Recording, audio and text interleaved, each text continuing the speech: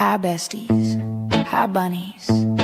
Coffee's cold, truce brewing, let's hit the road. Just Machado wheel in hand, time to unfold. Early light breaks, coffee chilling in my grip. Hi besties, hi bunnies, join the trip. Cruising mass highway, spilling secrets for hours. 1 to 3 deep, no holds barred, owning our power. Squad's got my back, riding waves through the storm. Besties and bunnies, keeping it warm. Got that wild spark, singing random and free. Keeping the vibe alive, just you and me. Trolls creeping in, haters twisting the feet. Weak shots flying, but they can't plant the seed. Jabbing in my style, my fire, my rise. Obsessed in the shadows, watching with jealous eyes. Drama stirrers calling grift, but facts don't lie. While y'all view my lights touching the sky. Reddit ghosts lurking, basement critique so low. Keep throwing shade, watch this bunny glow. Meow, meow, meow, meow, meow, meow, meow. Hey. Meow, meow, meow, meow, feel it now. Bunny. Just Machado show, chasing down the real. Besties and bunnies got that unbreakable seal. Meow, meow, meow, meow, trolls fade away. Truth in the air, lighting up the day. After dark or dawn's first gleam, we claim the throne. Justice rolling, meow, if you're in the zone. Meow. Love to my besties trolls. See a truth awaits. Just Machado show. Buckle up. Meow meow meow meow meow meow meow meow meow meow meow. Feel it now. Meow meow meow meow meow meow meow meow meow meow meow. Feel it now. Meow meow meow meow meow meow meow meow meow. Feel it now. Meow meow meow meow meow meow meow meow meow. Bunnies. Good morning. Happy Monday. Welcome to 24 on 24 with Jess Machado, where we talk about all things Karen Read and the Karen Read trial. I'm your host, Jessica Machado. Also today, I would love to be referred to as a mature white layperson as opposed to young black economist, if that's okay with all of you. Karen Read's free, so we don't need to talk about exactly that. No court stuff, maybe a couple court documents. It is our first Monday back. Just so you know, I am sitting up straight in my car. I'm like very tight right now. We are like locked in. It's our first Monday back. My kid has been out of school for 2 weeks. We had school vacation, and then we had a week of blizzardry. And today I dropped her off at school moments ago. And we are back to our routine, just like that, just like that. By the way, we only have this routine for literally like maybe not, I don't even know if it's another year. Georgia's a junior. Next year, she is a senior. If we can get over her very real fear of driving a vehicle, she will be driving herself to school. And we will no longer have this. That will probably make me cry. Good morning, everybody. Good morning, Kay. Good morning, Hippie Chick. Good morning, Jen. We may also have Cyber Chick in here, which is a combination of Hippie Chick and all of the, whatever. Good morning. Hi, good morning. I guess there is a little bit of a at the end of good morning. Iced coffee addict, good morning. My bestie Phil. Hi, Phil. Is Ben Rosa here too? I got to see Phil at court last week. I don't know Phil's situation, but ladies, if he's single, Phil's got some jacked arms.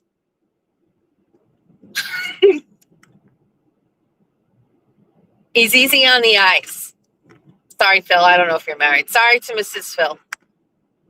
Good morning, everybody. I hope everybody is having a really great start to the day. How can it not be if you're listening to this? How far will we drive in our car today to cover absolutely everything that needs to be discussed? I don't know. Will I forget some of the things? Sure. Do I have an agenda? A little bit.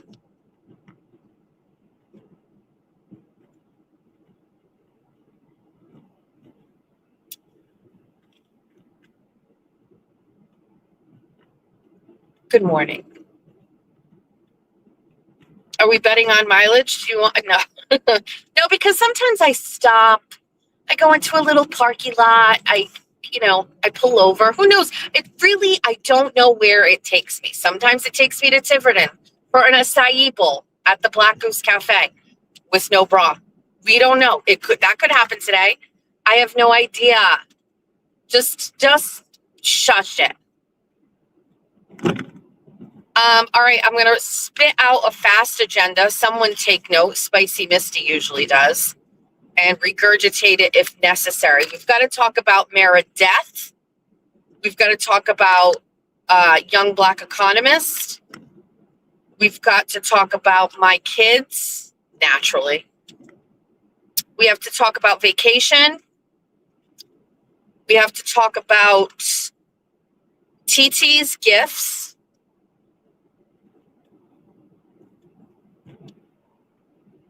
I feel like there's probably more. Let's start with Titi. I don't know if she's starting to get giddy over vacation, but this bitch called me so many times this weekend. Sometimes for the most inconsequential thing, but it's very rare that Titi makes an appearance at the homestead. Scratch that. In the summer, I see my sister a little bit more at my house on my turf.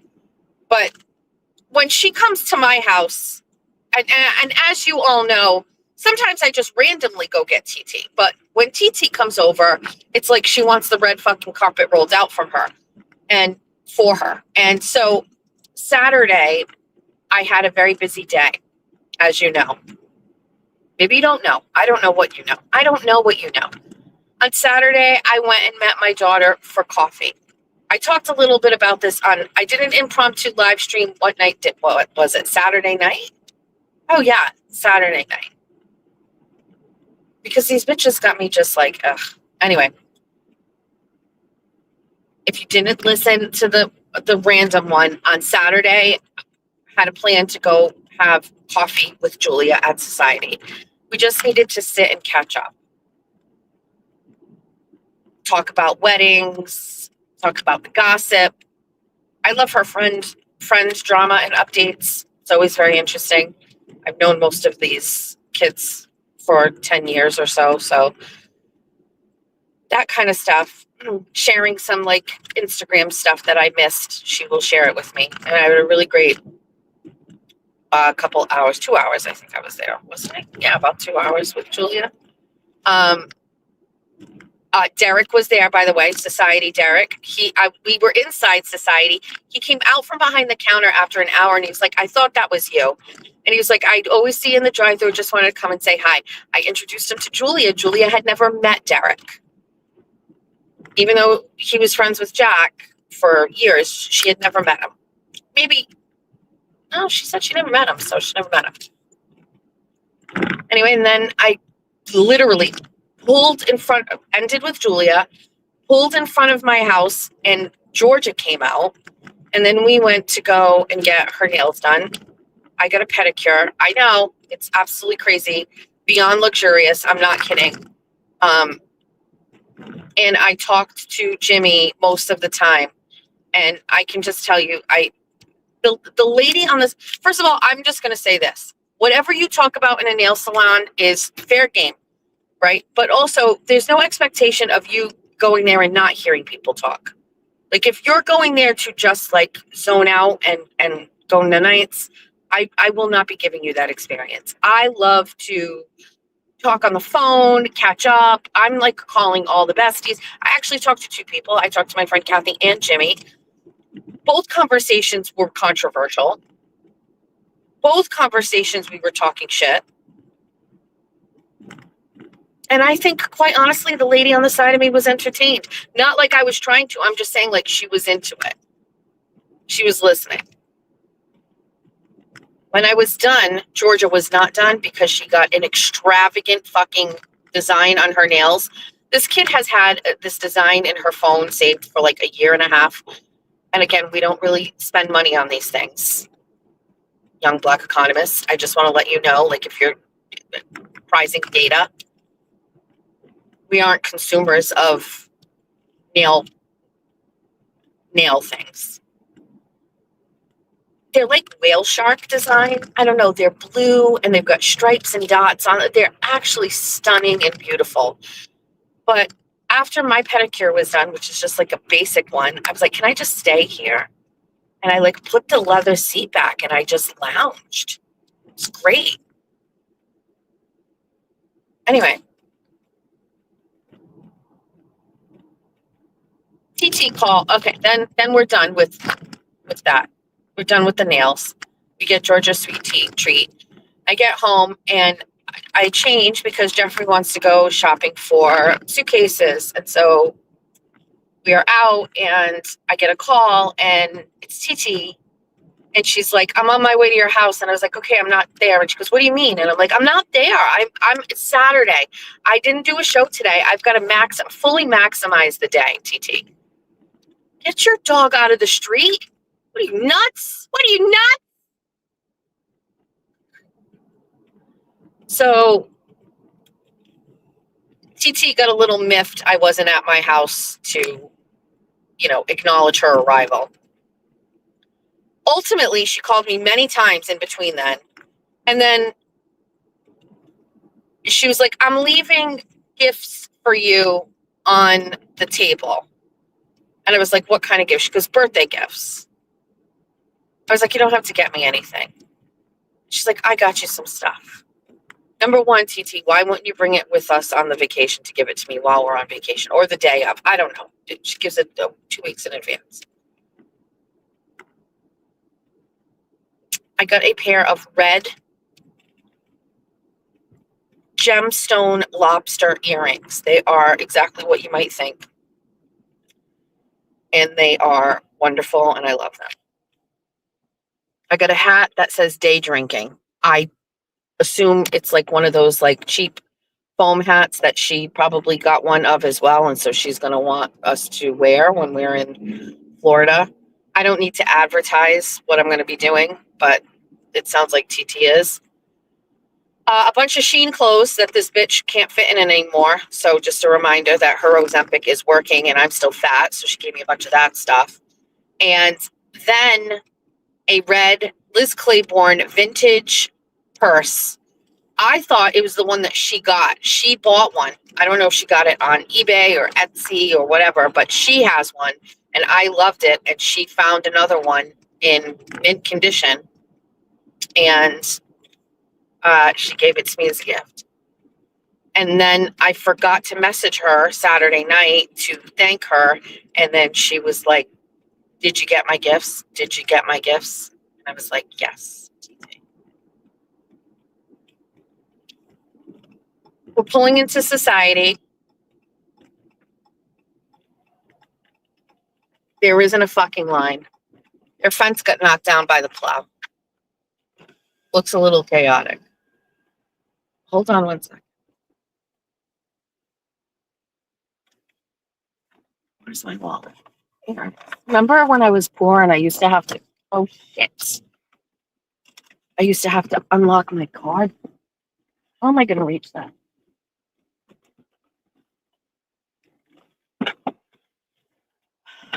Because I didn't want things coming out of my account because it would impact.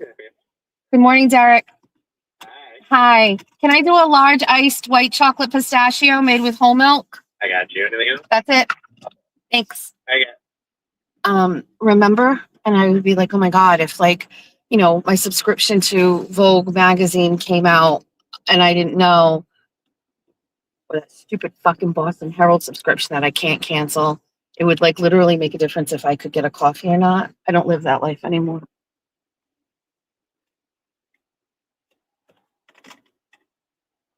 Hold on a sec. Let me unlock my card because I'm poor. The way that these fucking cunts shamed me for that is crazy. Don't worry. I'll be back to that when this whole thing dries up, which it eventually will. My hope is like at that point. Morning. 7:49. What'd you do this weekend?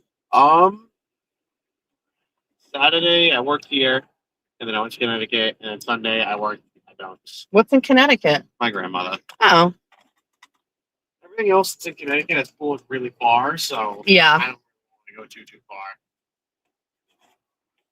I tipped you there and there It's too. literally right on the border of Connecticut, so I'm barely even going in. Oh, Just barely. not a bad drive. Yeah, it's only like an hour. Nice. Yeah, alright. I'm grabbing you latte. Hold on. Thank you. Everybody say hi to Derek.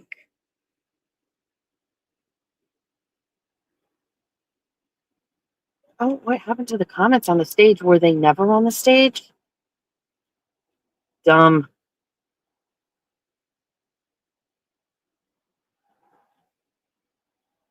Poor's on the rise. We will eventually be poor. Listen, here's my hope. Can I do this until I can file for Social Security? Then we'll just sponge off the system. Does that work for you, young Black economist? How does that factor in? The minute we drive away from this thing, we're going to get into this person, the young Black economist person. We're going to talk about it.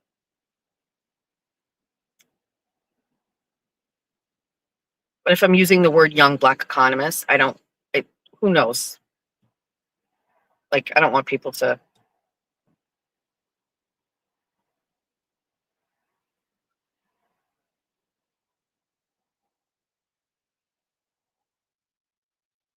Derek.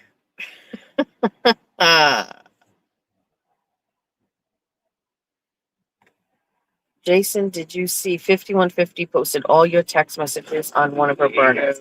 Thank you, Derek. Have a great day. Bye. Bye. Who's Jason?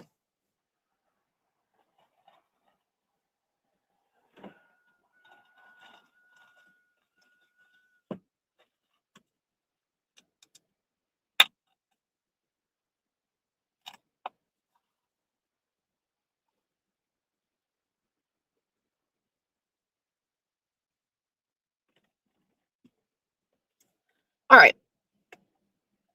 So one thing I've learned on Saturday night, there were a bunch of women doing a spaces. I don't know if it was just about me. I'm not really sure. From the time that I was on and people were listening, it sounded like a lot of it had to do with me. I didn't go back and listen to the whole thing. I literally was told about it, told they were talking about my kids. I jumped on. So from that point until the time I started my own live, that's all I heard. They could have been talking about other things. I don't really know. At a minimum,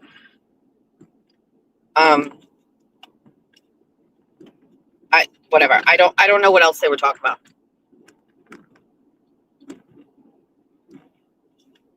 I don't know any of these people. I don't know their real names. I don't know them in real life. I don't know where they're from. So look, there's that. They're not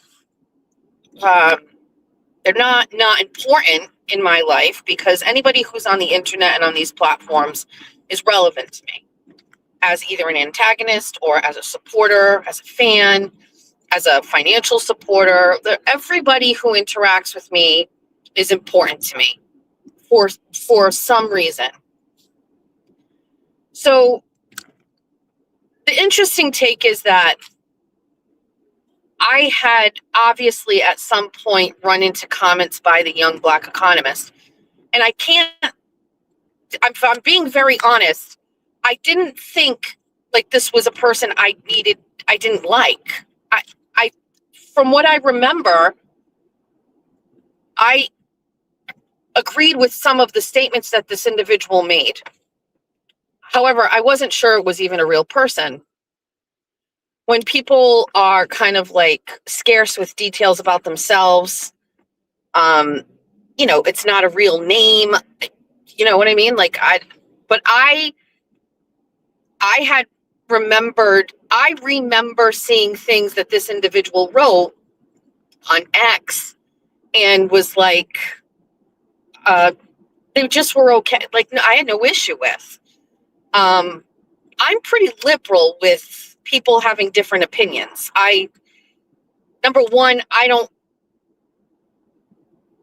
stop people from expressing their opinions. My mods know I am very liberal with that. You can have a different opinion. I don't care. I actually like when myself and people who have different political opinions can get into a back and forth. But even if it's not political, I don't really care. You guys know the story about MLP.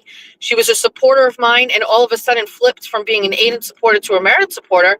And I was like, leave her alone in the chat. Like, you know what I mean? But also to her take too, if you don't want to go back and forth with people or get criticism, I recommend not talking about your opinions. Like, if you can't fucking manage an internet conversation, it's like, what do you want me to do? You know what I mean? It's 2026. Handle it on your own. We're big people here. Adults. So we're going down a road that we're never on, and we're gonna go park.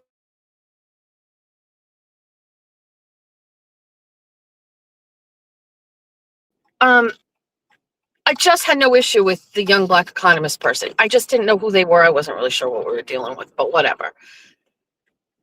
I assumed that, like, if I could have generalized, this was another one of those weird people who jumped in on the Karen Reed shit that, you know, isn't from here, but wanted to give an opinion and blah, blah, blah, blah, blah. And, you know, there's a lot of people that did that, right?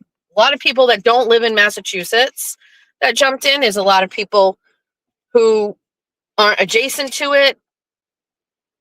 I'm one of them. Aren't we all?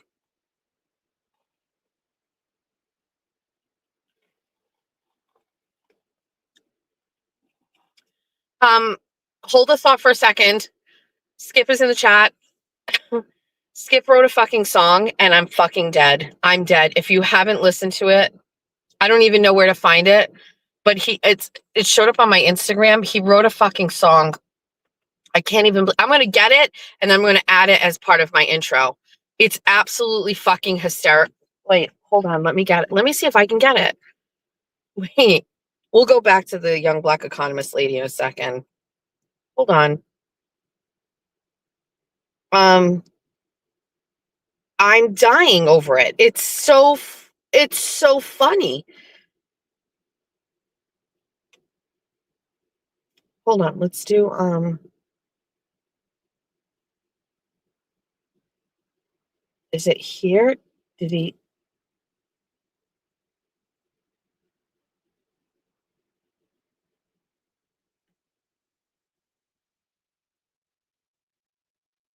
Yes. And it says, Skip boys can't do a pull-up. I can't.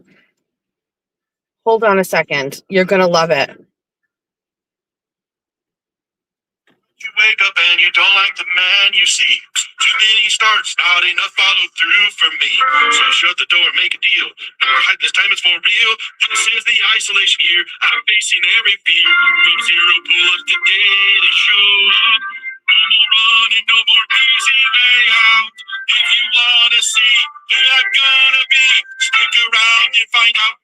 Sometimes you wake up and you don't like the man you see. Too many starts, not enough follow through for me. So shut the door, make a deal. This time is for real. This is the isolation year. I'm facing every fear. From zero pull up to daily show up. No more running, no more easy way out. If you wanna see who I'm gonna be, stick around and find out. Sometimes you wake up and you don't like. That was 2 times. Does that not fucking slap? Does that not slap? I couldn't believe it. I'm scrolling through Instagram one night before Nun Nights, and I was like, did this motherfucker write a song? And is it like ironic and funny? And like, I can't. I want to hear it again. Sometimes you wake up and you don't like the man you see. Too many starts, not enough follow through for me. So shut the door and make a deal. This time it's for real. This is the isolation year. I'm facing every fear. From zero pull-ups to daily show up. No more running, no more easy way out. If you wanna see who I'm gonna be, stick around and find out.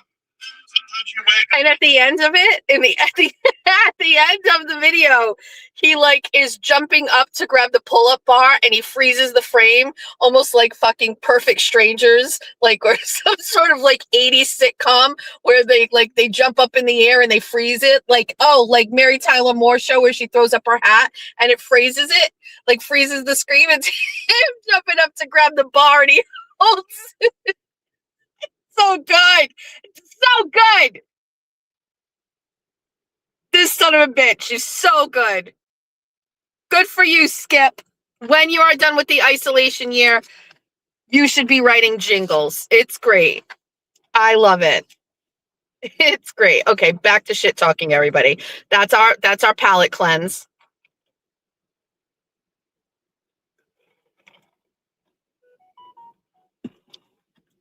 So okay, you know what? After I just did that, I almost don't even want to talk about that other person. I don't even want to talk about young black economists. Can I just break something down? I guess what I learned from listening to this space, based on the clues that I heard in all of the things that this person, her name is JJ, I guess, what JJ said about me is that she is a consumer of my content daily. She knows everything about me through what I share about me on my shows. She is a hardcore consumer of my content.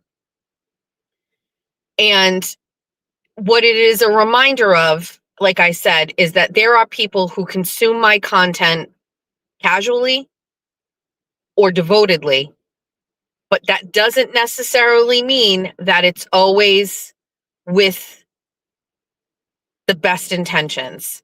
She has stated publicly multiple times on her platform that she would like my channel taken down. She doesn't want me to be monetized. And so she is existing in a space in this world where a significant part of her day is listening to someone who she does not like talk. And then she would like to, as an accomplishment for herself, remove my option to talk temporarily, because we know I wouldn't stop, but at a minimum temporarily. So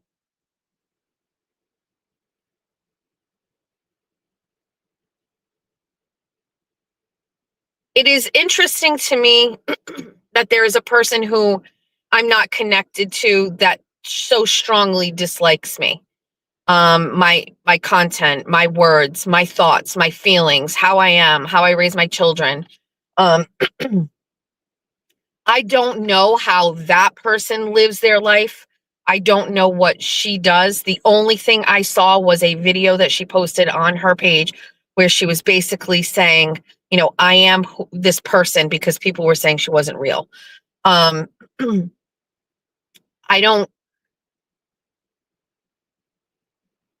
don't have an issue with strong opinionated women, so that's not an issue. I don't have an issue with people who are black, although she claims to think that I do. I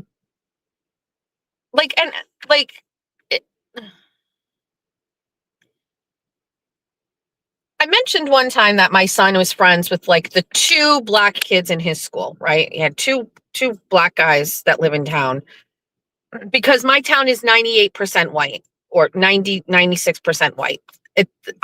I was born here in Somerset. And while I moved and came back, this is where my father's family was. This is where my grandparents built their home. So this is what I was born here. Okay. And so I don't need to like make excuses or feel shame over living in a community that's like the majority percentage is white people. But like, if you are ever having a conversation about me and you're talking about me being a racist, how could I ever, as a racist,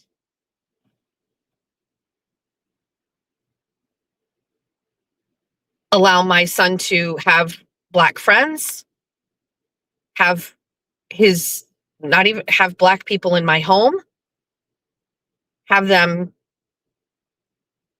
eat my food, sleep on my couch, use my bathrooms. If I was a racist, how could I exist in the same space as a Black person with comfort and happiness? Like how could I be like that? Wouldn't I be earmarked for like being a racist if I didn't allow that, or I didn't want that, or like more importantly, like my son's friends are his friends. Like they have personalities. They're like musicians and athletes, and like they're funny, and like I don't even look at their skin. Like, why is this how can you say I'm a racist? Wouldn't a racist be like, I don't want your Black friends in my house, you can't have Black friends? What? When my sister Titi was dating Black men, wouldn't I say, Titi, don't? When I was a wingman for Titi and her friend, and he brought his friend, Butter Williams, to hang out with us after school, who was like a 6'2" Black man, and I was like contemplating going out with him, would I be a racist?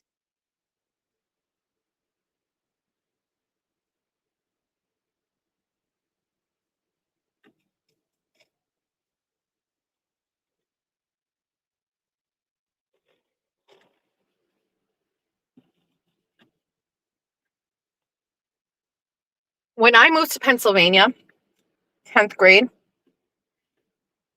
we started at a school called Medill Bear, which was the high school was broken up in where we lived in Yardley.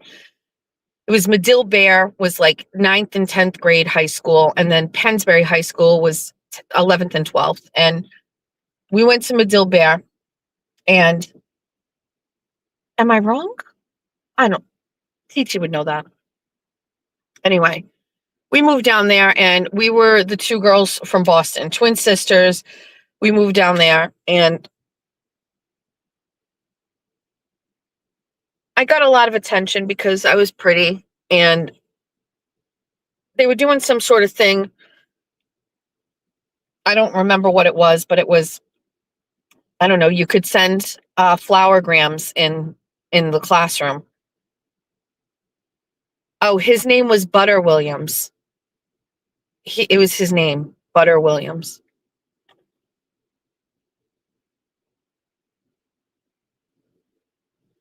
And so, I didn't really know anybody. Like, I just surface met people. And as you know, Greg wouldn't allow us to be friends with people outside of school. And so I just knew people in school. And one day they were handing out these flowers, and it's just like in Mean Girls. It's a big deal in the classroom when somebody gets a flowergram, and people are like, ooh, who got those? And how'd you get them? And blah, blah, blah. And can you imagine this bitch who just moved there is in an English class with Bevan Wilkin, whose dad used to be some sort of a politician down there. Very pretty Bevan Wilkin, by the way. And I get 6 flowers delivered to me. And everybody's like, number 1, who's this bitch? Number 2, who the fuck is giving her flowers? And I looked at them, and they were from Romeo Desir, who was this, again, I don't know why or how, but all the Black men down where I lived in Pennsylvania were giants. And he had moved from Philly to the suburbs, and he was, like, in my opinion, one of the best looking men in the school. And Romeo Desir had a thing for your queen and sent me 6 flowers. Now, did he send other girls flowers? I have no idea. But that catapulted me to notoriety, that Romeo Desir sent your girl flowers. And Titi knew it was a big deal. It was a big deal. He's the best looking guy in the school. He was black, and I loved it. I loved it. I'm tired of defending myself. I'm tired. What is it going to take? What will Philly Burbs have the hottest black man in your career? Yes, he thought baby. Yes, 100%. I am assuming that my ass was what was drawing the attention.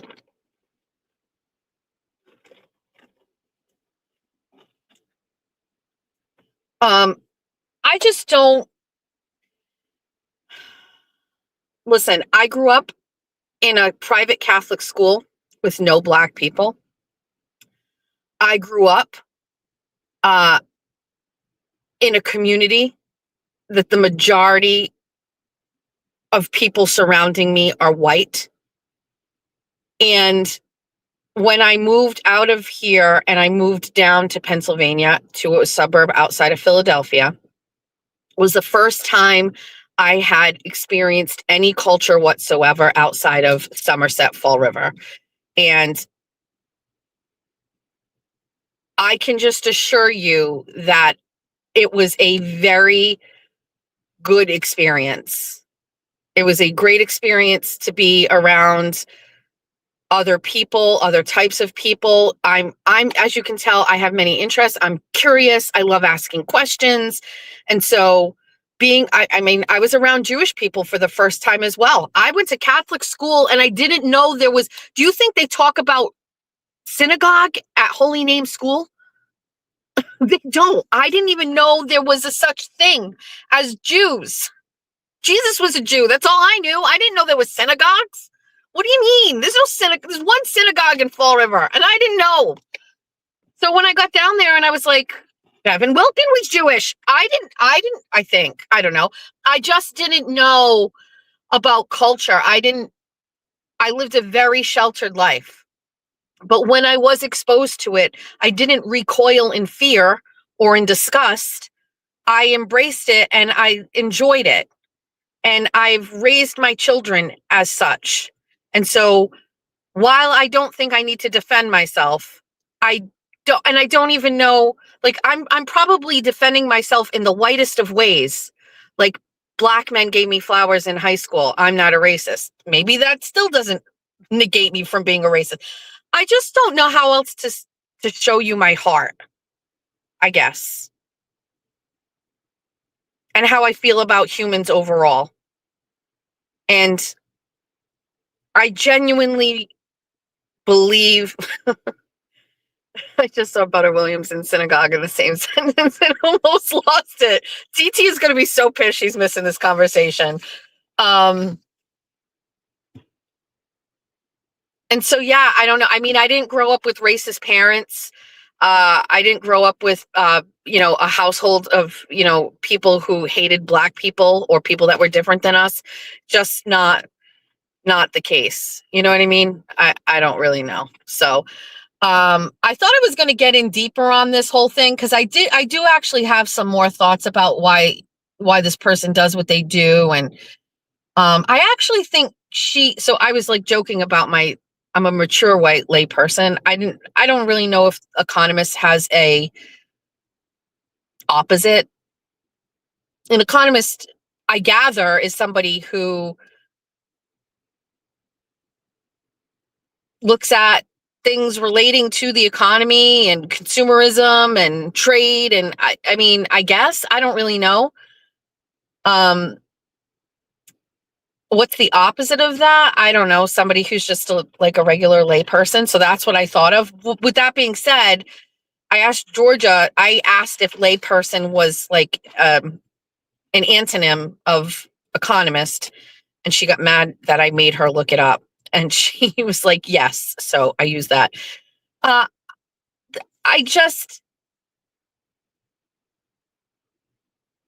I guess all I'm going to say to the young Black economist is thank you for listening every day.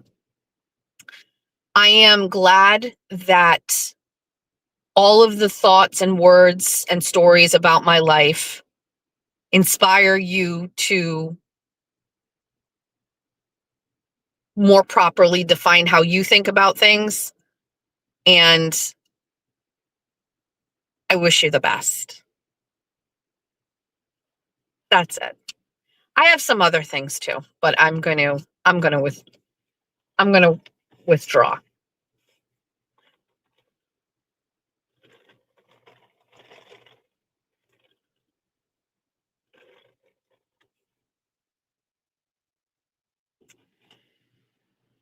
All right, let's move on.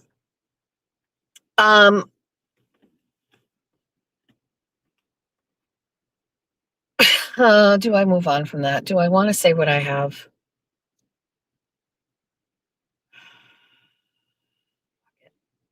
Fuck it. Fuck it. All right, forget it. All right, we're not doing it. Not doing it. Snap out of it. Okay. All right, let's move on from that. What's the next thing? Nope, we're not doing it. What's the next thing? Kane, what are you doing here, Kane? No, it's fine. All right, let's move on from that. I had another issue too that I'm struggling with. I have an issue I'm struggling with. And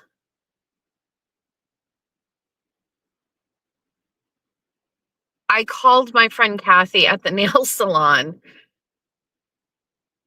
and I'm moving on from that right now. I'm sorry. Maybe we'll come back to it. All right. So I called Kathy from the nail salon and I was like, can I just tell you this? And I was like, what do you think? And she was like, I think you need to sleep on it. And I said, yes. Okay, we're going to sleep on it. The next day, which was yesterday, I woke up and so just so you know, this issue is unrelated to anything Karen Reed. It's outside of this scope of everything, has nothing to do with any of this stuff. It's a personal situation. And I felt like, I'll explain it in a second, a little bit. And so I asked Kathy and what she thought. And Kathy was like, I think you should sleep on it. I know how you are.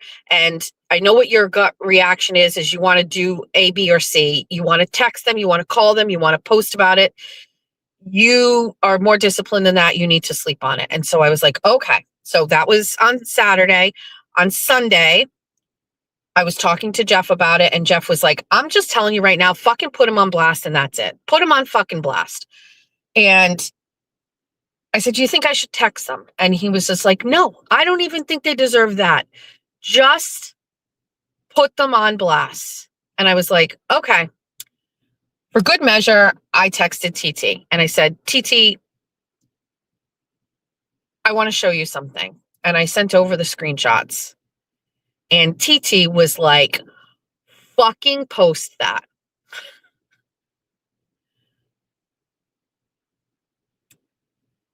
And I was like, okay, that's Titi's take. Has nothing to do with Greg. And the problem I'm having, and it's not Aaron, so don't even, it's someone that I was friends with that I am not friends with anymore. And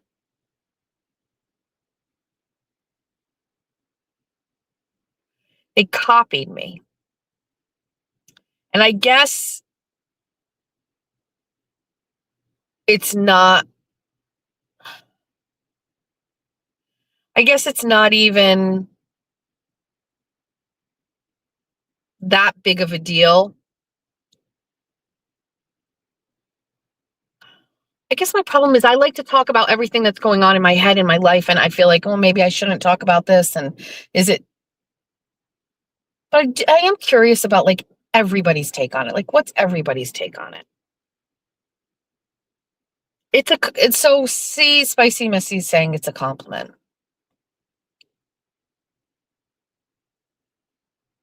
So maybe it's not that big of a deal.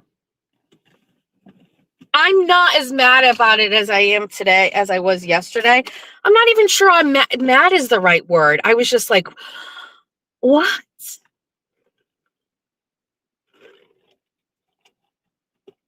So when I was working at Fall River Reporter, I was coming up with ideas for content, and I'm a creative girly. And so I felt compelled I was writing all different stories, but one of the things that, whatever, I came up with this idea and I called it Time for 10. And if you've been following me since Fall River Reporter days, I said this is a new segment where I'm going to ask 10 questions to like somebody in office, running for office, previously held office. Time for 10 questions with, right? And so I launched it. I can't remember who the first one was, but it was like Time for 10 with Jess Machado, 10 questions with an local elected official, whatever, blah, blah, blah, blah, blah. This is the latest in the installment. And what I would do is in a very simplistic way, which only is because of how I like to read and write. I sent over 10 questions, and I just took their written response and posted it underneath. The questions were in bold, 1, 2, 3, 4, 5, 6, 7, 8, 9, 10, and then and they were written in bold, and the responses were in bold. And I would even say that if you go back and read them, and you can just type in Time for 10 with Jess Machado, you'll see I have sometimes a very casual style of asking questions and whatever.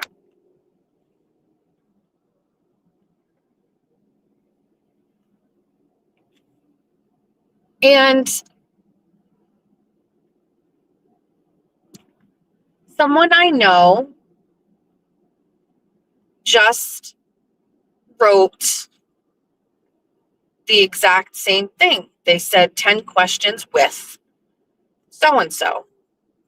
And when I clicked on it, it said, this is a new segment that I'm going to have, and where I asked 10 questions to a certain genre of people. And then it's question 1 in bold, and then the word underneath, the responses underneath, and then another question in bold, and the exact same style. Now, I can't gatekeep asking 10 questions. Okay? That's the first thing. The second thing,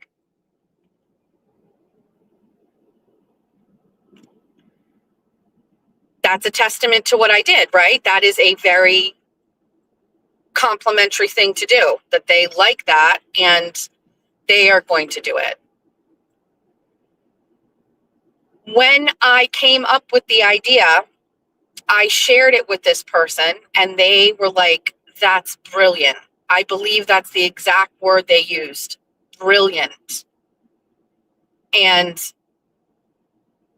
said how well done it was and so smart.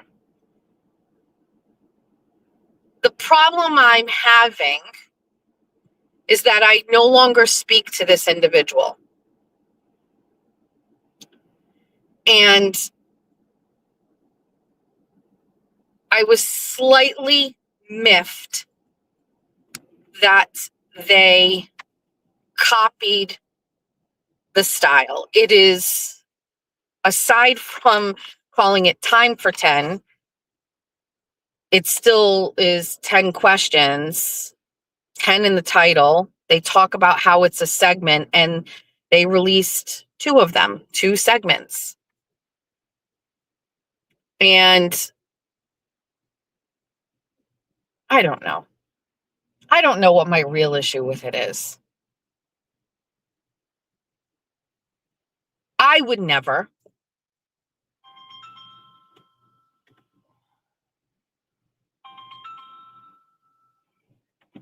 I don't know.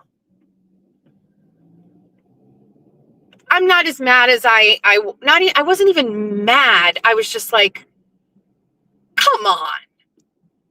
Now, I don't do that segment anymore.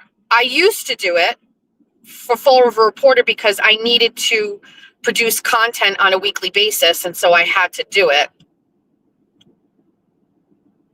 However, I was recently thinking about bringing it back because remember when I said I sent those questions to Kelsey?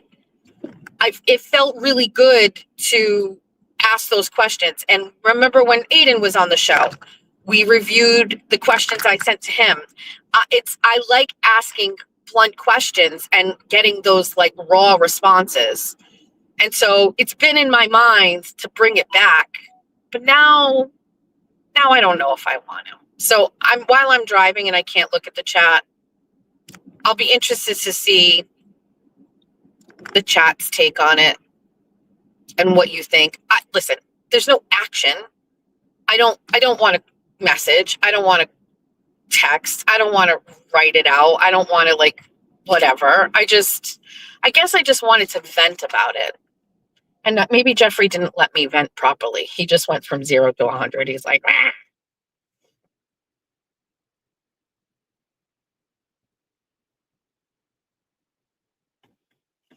But on a personal level, somebody that I was friends with.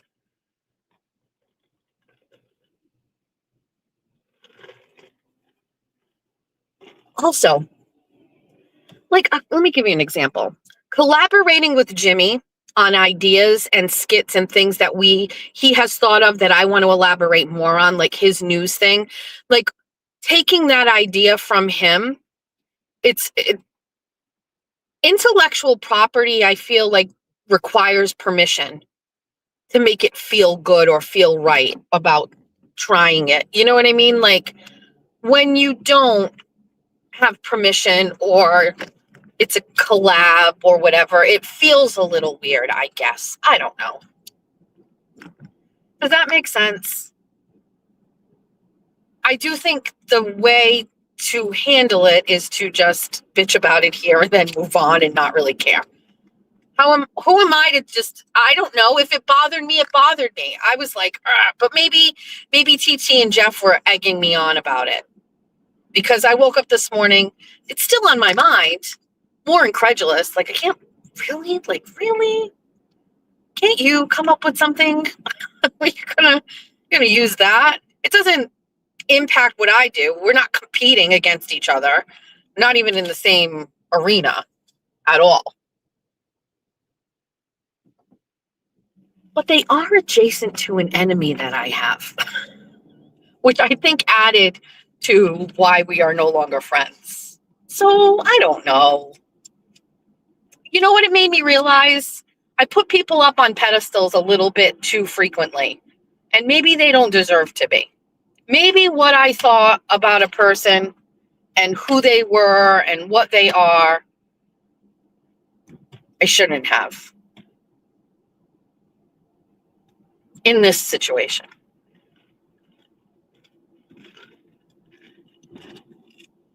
I don't know. It doesn't really bother me. I just wanted to chat about it.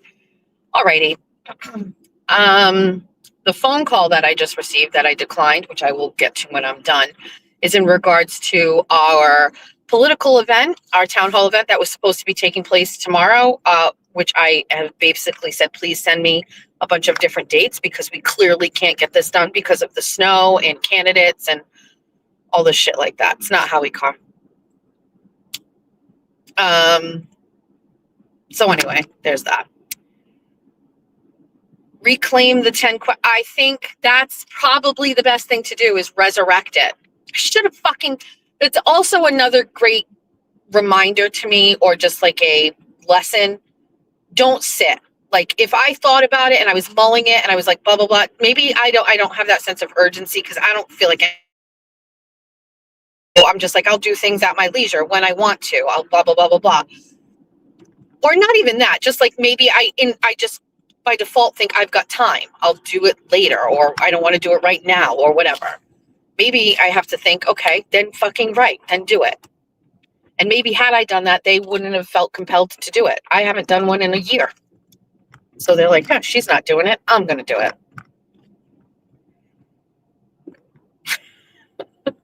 11 questions. Time for 10 is so good. It's a good read. It's a good read.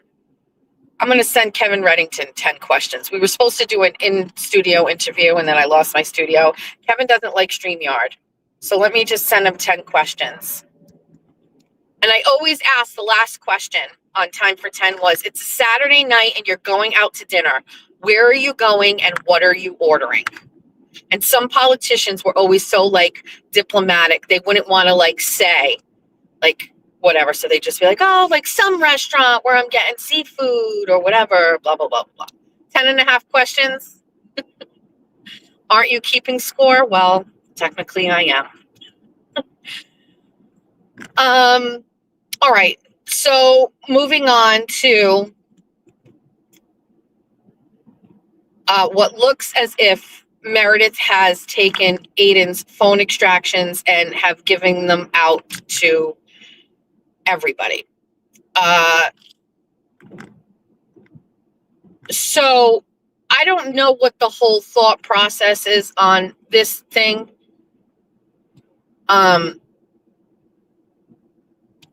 This is a phone extraction that was done by the police.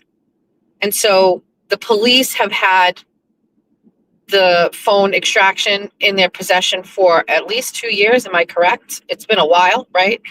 So I'm assuming that they paid employees to go through that whole thing and look at everything.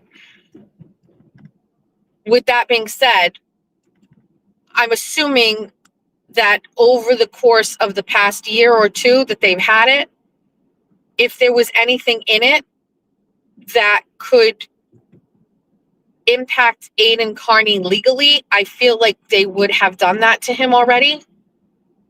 Right? I mean, I don't know. I looked at the chat for this. Like, if there's something in his phone extraction, I'm sure they would have been like, let's fucking arrest him now, like, and let's go. Do you know what I mean? Like, so there's nothing that's going to be in there that is going to, like, do anything to him. Second, I also about Karen, correct? Like, there's nothing in there that would have any implications on Karen Reed, and they've had this during the last trial, correct? So why would they hold on to that? So there's that. So what does that leave? It leaves the most vulnerable a person can get, which is private messages that are typed and sent and received under the umbrella of privacy. So meaning you're vulnerable, you're intimate, you're not your best, you're your worst, you're not authentic, who knows? The place absolutely none of you want to be. Nobody listening right now on your phone would hand your phone over with your search histories, your text messages, and any of those things, and just say, take this and put it on the internet. There's just no way. Nobody would be okay with that.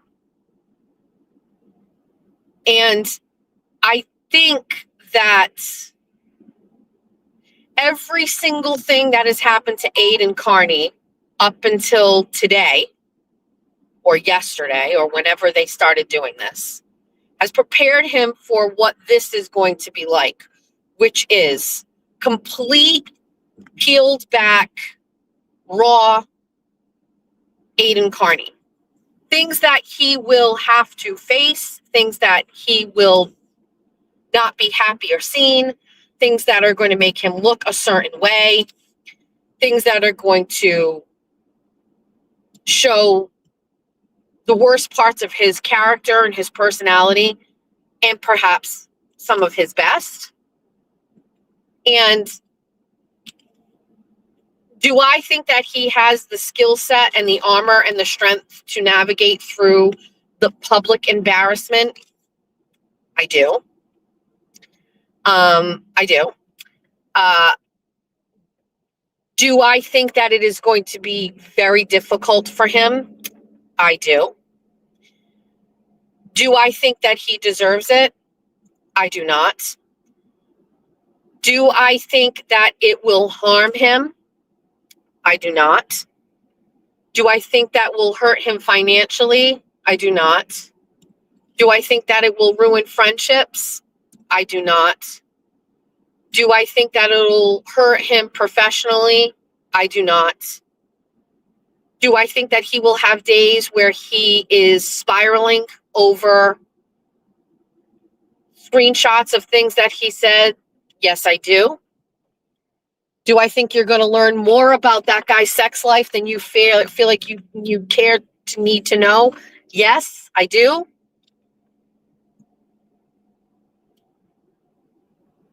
Do I think that it will change anything? No, I don't. So, do we currently live right now in a world where there are people salivating over this extraction? Yes. That is what this is Kate Peters' like big thing. It's Chris Koala's thing. Meredith has already had it. It's everybody who doesn't like him. It's their thing. It's their moment. They get to see his words and his thoughts that were never meant for the public to see. Now, I want to talk about that for a second. The act of reading those messages. Number one, my statement is just because you can doesn't mean you should. So that's the first thing. Second, another human being reading intimate, private things feels very wrong. And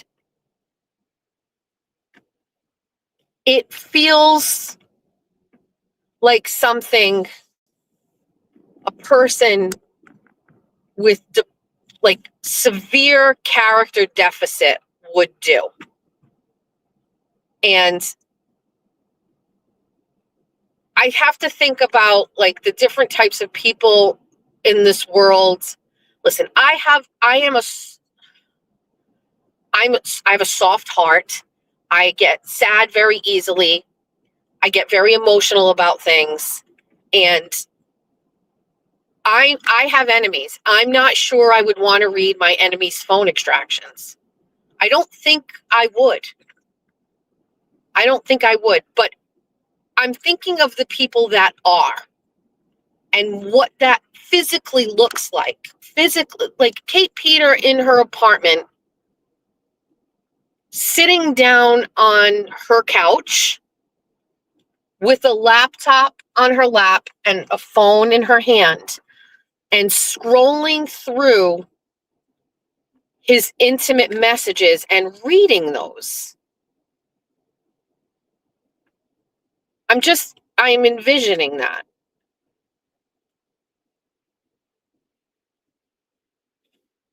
And it's a weird, like, thing to see. It's a weird feeling that someone would be doing that. Because you're not looking for anything illegal. It has already been in the hands of the state police. They have done that already. So you're not doing justice. This isn't a quest for bringing someone to justice or to catch a killer or any of those things. You're not going to catch a child predator. You're not going to find videos of children on there. You're not going to find any of those things. You're not doing a service to the community by looking for things that are going to charge Aiden Carney with crimes or violate his bail. You're looking for personal details to exploit, to embarrass him. Details that would never be public. And I feel like that is a very peculiar characteristic of a person that's doing this. To read them is one thing. To read them in the privacy of your own home is still bizarre. I can't imagine I would do it. But then to extract from it the things that you think would embarrass him or cause him public shame and share them, to me, this just like, these are people. It doesn't matter if they are high functioning in society.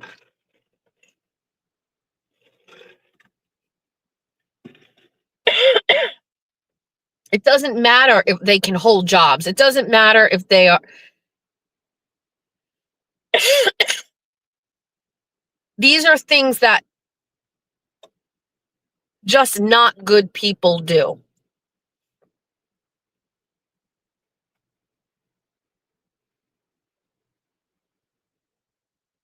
So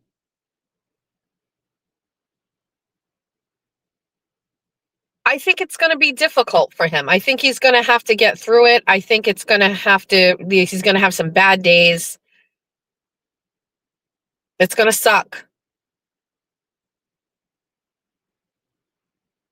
It's going to suck.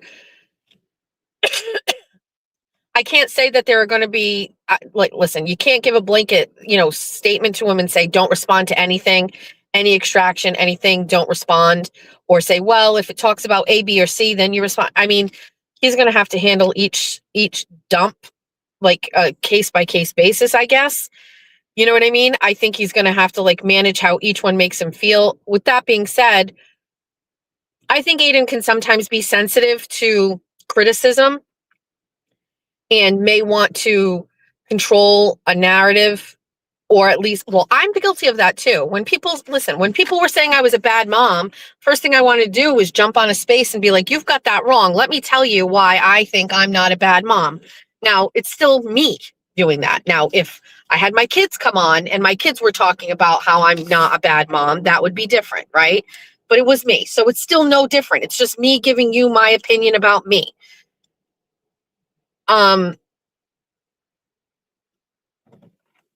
I did wonder if he could go to court and ask for some sort of a injunction or restraining order from sharing personal stuff, like a cease and desist. And then if you did a cease and desist, would it be,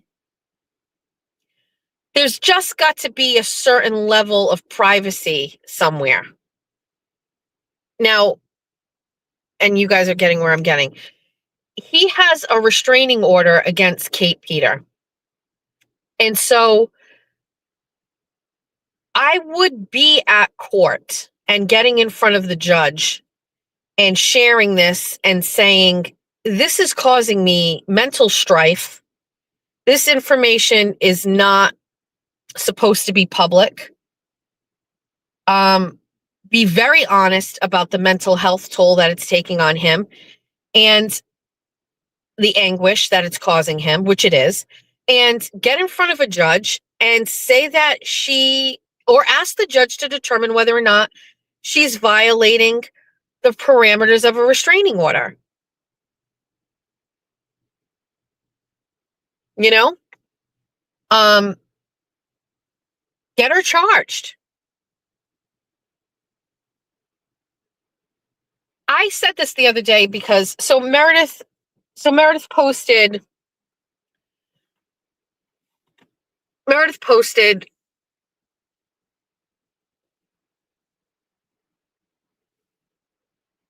so about the Karen Reed audio thing or whatever. Meredith said on the spaces that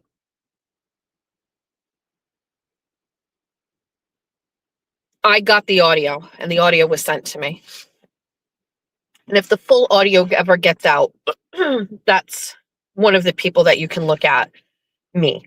And I posted a response on my ex account because I know she will see it or somebody will see it and I'll send it to her. And I said, if I hear her say this statement one more time, I don't care if I'm wrong, and I'm going to fumble it when I get to court. I will go and try. I have no problem getting in front of a judge and asking, is there anything I can do here? Is there anything I can do here? Because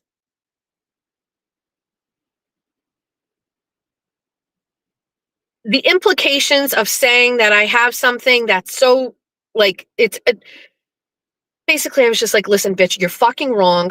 I don't have it. Don't fucking say this again, or I'll just fucking go to court and I'll just try. I'll go ask for a restraining order. I'll try. And then if I don't get the restraining order, I'm going to go and I'm going to see if I can pursue criminal charges at the police department. If the police department says we don't think there's anything there, I'll go in front of a magistrate and I'll ask the magistrate, and I'll type it all out and I'll shoot my shot that way.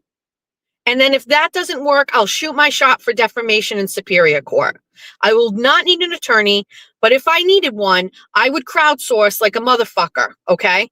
Because I've got my fucking besties and bunnies that send me fucking gifts every fucking day. And if I said, stop sending me Pyrex, but instead send me $25 towards my legal defense fund, they would. Because none of these people are going to watch me go down over fucking you, okay? But I would just try. I would shoot my shot every fucking time. Listen, the worst thing that could have happened to me is that people use the court system against me. I had somebody that got a restraining order against me, and I never did anything to her. She had an attorney who used a lot of words and threw up a bunch of fucking Facebook screenshots, and I didn't know shit. I didn't know the law.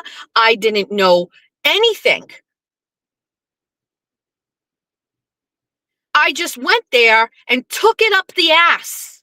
And because I couldn't defend myself, because I didn't know the law, because I didn't have enough of gumption to say, why are you entering exhibits from somebody else's Facebook page talking about your client? That has nothing to do with me. Move to strike. I don't want that as evidence. That's not admissible. I object. I didn't know how to do that shit. And so you just throw it all. Listen, I beg you, go back and pull the fucking recording of my fucking hearing when Sean Aguirre got a restraining order against me. You will never believe how she got a restraining order against me. It is the absolute biggest fucking scam in the world. Okay. And what I learned from that is all you have to do is fucking try. Throw a bunch of fucking shit together, make a fucking case, and get in front of a judge. Here's the other thing I learned. I don't know what the judges are like around this state. I can tell you what I know when I see Judge Cannoni. I can tell you the McCarthy Newman or whatever. There are some fucking weird judges out there. But what I can tell you down here is I've sat and watched judges make decisions on restraining orders in Fall River District Court for fun. And there is no rhyme or reason to how these judges rule.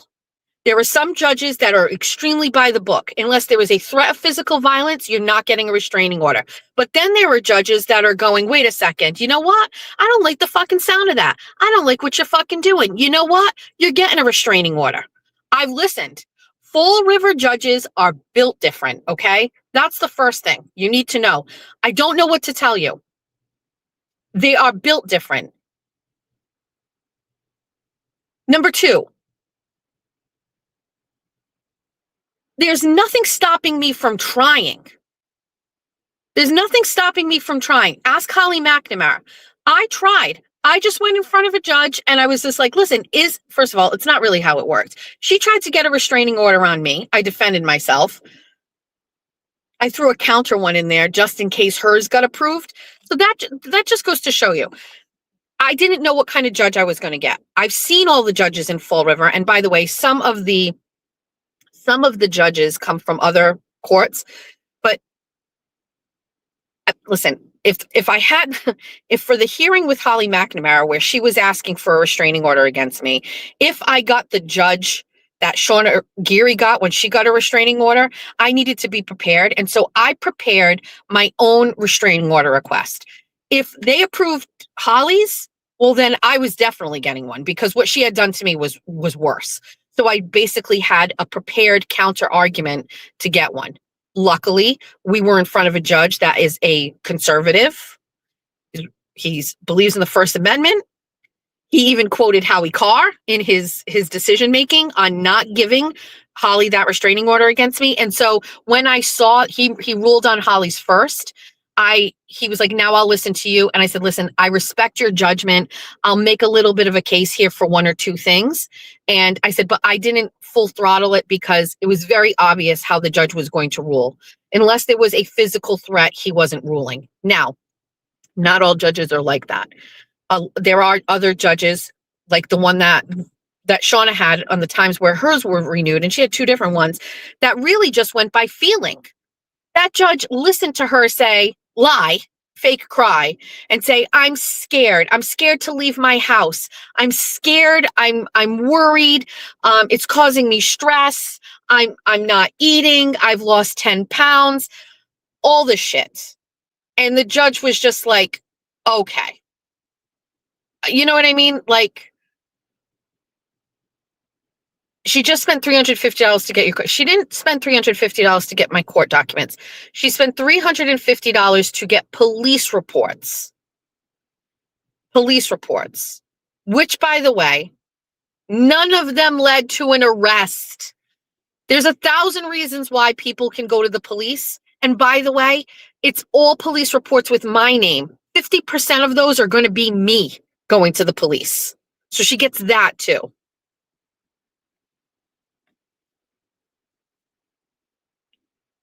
I just want to let you know, I know every police report that is written about me. I have done the same thing for court purposes. I have requested police reports about me, like others had submitted. I needed them for evidence.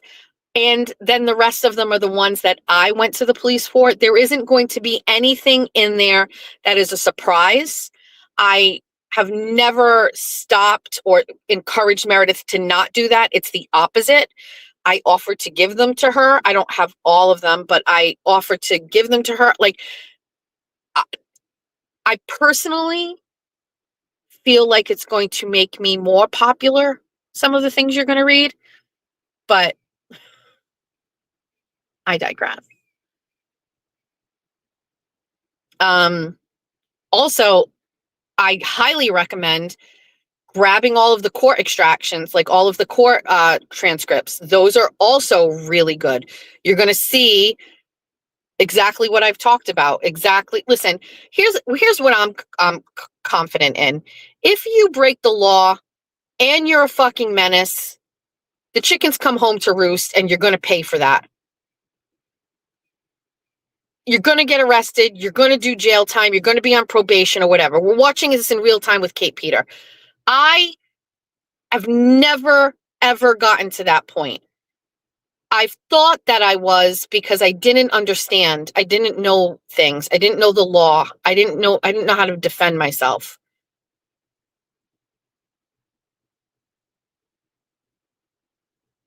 I just didn't know. It's hard to believe that was 5-6 years ago. How different things were. It's crazy. Actually, I'm thinking about it. Yeah, so there's some good police reports. The only thing I have to do is I'll probably put in my own request for them. Because what if she puts an extraction of something and it doesn't have context? That's a pretty popular thing that she does. She just takes one thing and it doesn't have. So I may have to put in my own request. I don't need them to be redacted. So she paid. They're already going to have them. I shouldn't have to pay. They've already gathered them, and I don't need redactions. Send them all to me. So I was thinking about it too, what ones I wouldn't have.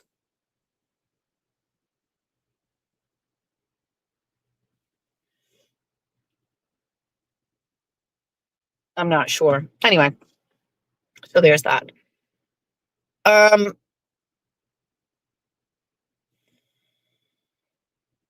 Hold on one second. Let me just take a peek.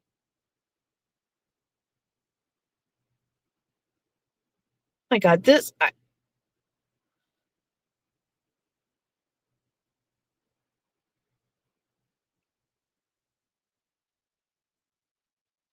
We gotta take a call. I'm not gonna put it on speaker, but I'm gonna talk.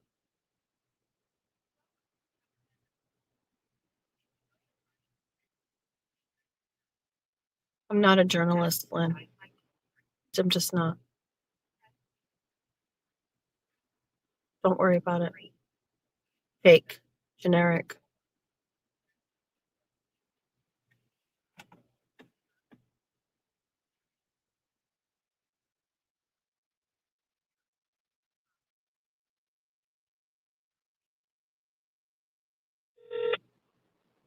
Hi, is Deborah available? Hi, Deborah. It's Jessica Machado. How are you? Good. How are you? So, no, we had an issue here, and I'm not sure if there was some sort of an email change with Caitlin over at Town Hall. But in order for us to even facilitate this, we needed to give proper notification to the candidates. And I did not get an email from the town clerk with the candidates' contact information until at the end of the week. So this is unprecedented. I'm not really sure what's going on, but so we cannot, I spoke to several candidates and they just were not properly, they weren't ready, they weren't notified. So I did send that email to you asking if we had some alternative dates. I know when I first called you, you said you had nothing, but has that changed?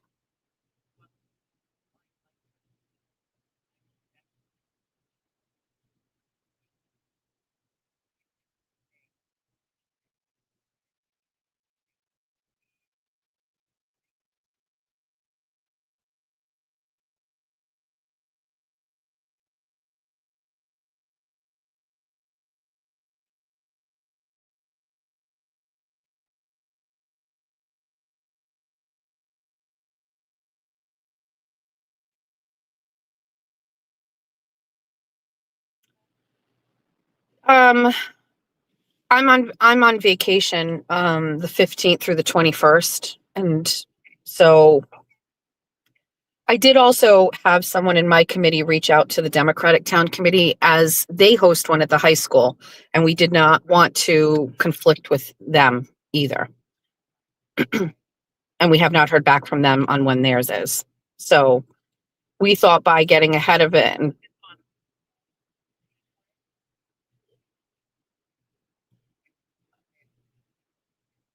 what does the week after the 21st look like?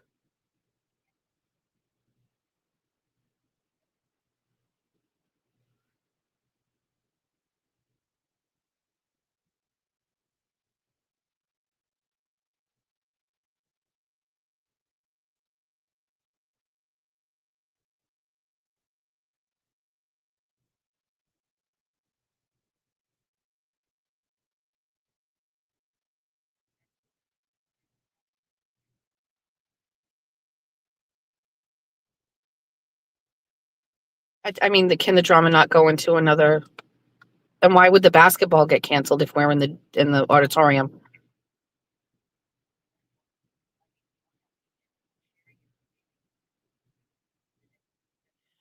Can I be very honest with you?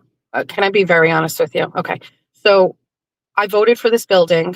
And when I voted for this building, we were told that this is a building with public use. It's paid for with tax dollars. I asked for one day out of the year.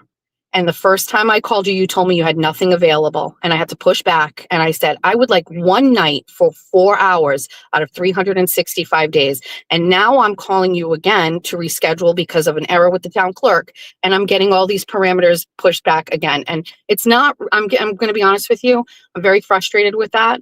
It's my tax dollars. I want to be able to use this building for my committee for 4 hours out of 365 days out of the year. The guilt you're giving me about having to cancel stuff and cancel drama, it's not, I don't want to hear that. Just say that you accommodate it then. But you told me everything is booked. You said everything is booked. There's no days available. We are booked for the year is what you told me. That's what your exact words were. I literally told my committee, you said there is no availability. It shouldn't be like this. And I'm going to have to appeal to this. I don't create the window. The window is created by the town. From the day that people take out papers to run for office until the election, we have that window. That's not cultivated by me. I mean, I personally think it's too small. I've talked about changing it. What can I do about it? I'm doing the best that I can with what I'm the parameters that are put in place by other people. At this point, what I prefer is everything in regards to this be written in the email form. So I'm going to disconnect. I'll send over an email within the hour, and then we can communicate in writing. Okay. I was just told to go through central office, so we're going to do that. I'm just going to let you know, super sorry about that. I'm just very agitated about that right now.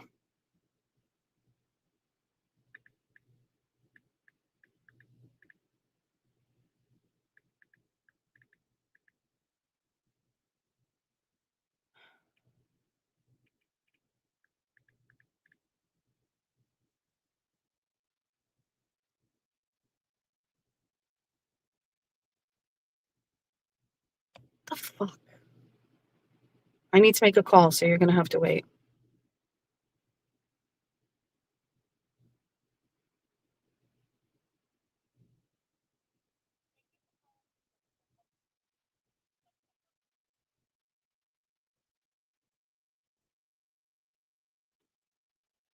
Hi, how are you?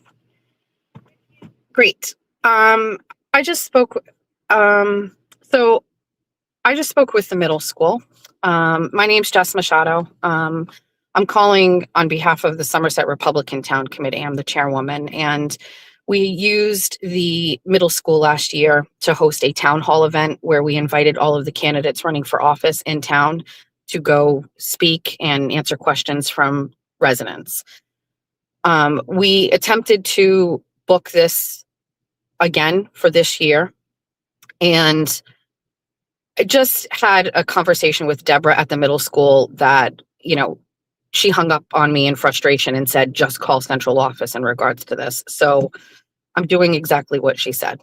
So I'm calling, I don't know what her last name is. It's Deborah. Sure. No, because hold on, I'm going to tell you, she is the person that I spoke to I'll give you her last name. Let me just pull up the email.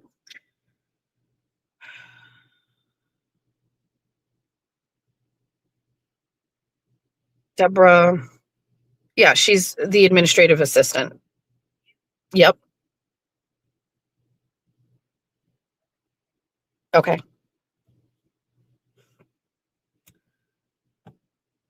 So I'm just looking to use the middle school auditorium for 4 hours. Okay. We just built a $90 million middle school. And one of the things they do when they get in front of taxpayers to get you to say yes is they say, this is a building for all of you. You all get to use this building. It's taxpayer dollars. Do you have an event or something you need to use? Use it. I've tried to use this building, the library, so we could have our meetings there. No, they won't let us. They're busy, blah, blah, blah, blah, blah. So then I was like, we're doing this event. The Democratic Town Committee uses the high school auditorium. So we're going to stay out of the high school and stay in our lane. And we're going to go to our brand new fucking middle school that we paid for. And we're going to go host it there. I need one night, 4 hours out of 365 days. When I called this year, first thing she told me, we don't have any availability. We are booked every single solitary night is what she told me. I had to push back and call back and be like, okay, do we have any flexibility? What can we do here?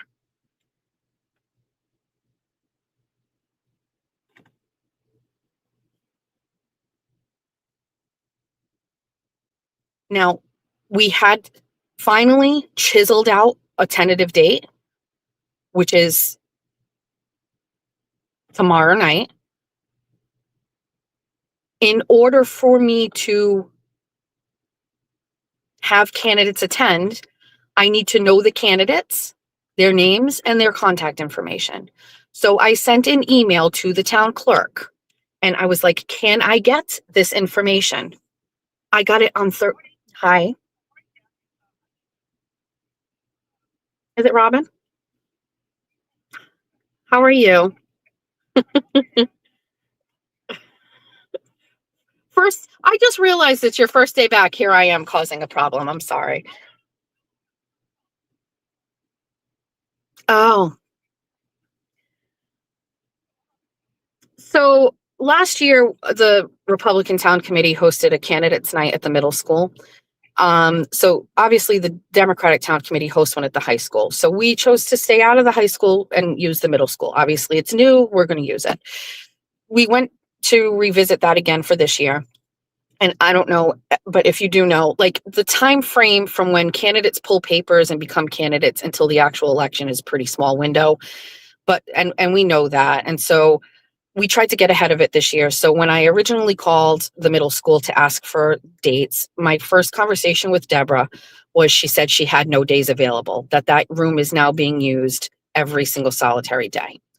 And I got frustrated with that. And I called back and I was like, I would really like to see what we can do about that. I don't want to go to the high school. This is a public building. You know what I mean? Like every day is full. And she's like, well, why don't you send me over some dates and I'll see if I can move some things around. Number one, I don't think I needed to do that, right? Like if the whole issue I've said with her was taxpayers were asked to fund this building. And one of the caveats to that was that we'd get to use it. And we only are asking to use it one day a year for 4 hours.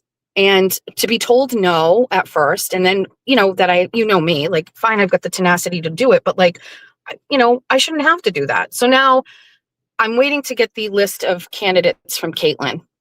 And Caitlin, I don't know if she got a new email because the response from her said, this is okay. I'm not sure how I would know that, but I sent her an email asking for the candidate contact information so I could ask the candidates to attend this event. And I didn't get it until Thursday. And tomorrow would be the day that we had the event. So I alerted my committee that we may have to put this off because I hadn't received contact information. I had no indication Caitlin had a new email. I simply just used the one that I had in my previous email correspondence with her. Yeah. Right. So maybe she did get it. Yeah. Well, she definitely did because it never went. I didn't send another one. So she must have, I don't know. So we obviously recognized that if I got the list last Thursday, that was not enough time for. So I emailed Deborah and I let her know, like, we're having an issue. Perhaps we may need to look at some dates. Now, I knew everybody was out last week, so I was going to call today. She sent me an email instead. We still have you on the calendar for tomorrow? So I called her and I'm like, no, where are we at? Do we have some options for days? And she's like, every day I have something in there. Every day I have this. And I said, well, let's look at the following week. And she's like, well, on this week there's drama, so I'll have to cancel them and I'll have to cancel the basketball. And I was like, well, why would you have to cancel basketball? We're going to be in the auditorium. She goes, do you want to hear people cheering while you're having your event? And I got very frustrated with the language and it was all roadblocks. And I asserted myself and said, I use this or asked to use this as a nonprofit once a year for 4 hours. And the conversation wasn't going anywhere. I said, I would like to put everything in writing going forward. Let's email. And she said, call central office, and hung up on me. So with that being said, I am looking to communicate with central office about finding a space and time to use it. So who would I be communicating with? And I'll do it in an email. Okay. Okay. Okay.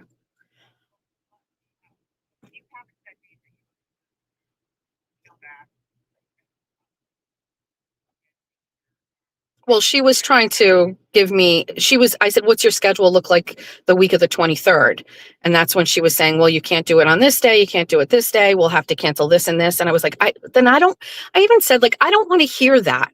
Like, you're making me feel guilty and bad about it. And she's like, I'm not making you feel guilty. And I was like, then just don't say it. Like, if you know that you can move things around or cancel it, then like, I'll take to email and, make sure people understand this is the people's building. We should be able to have fair use of it within reason. And I don't want to go through that or feel weird or feel like uncomfortable asking for this space. And, there's certainly things like a Blizzard and Caitlin that are adding to this. But like in my world, I would love to have months to plan this. I just don't because of dates and whatever. So I'll send you an email then. I'll talk to you about the parameters and the availability pertaining to the election dates. We also did submit now a request to the Democratic Town Committee. We don't want to do it on the same night as them, right? It doesn't benefit the town. So we're waiting to hear from them as well. We thought we were going to be far ahead of them, but now we're not sure. So by the end of the day, I will send over an email to you with all of the information that I have. And if we can make something work, we can make something work. Okay. School committee meeting, correct.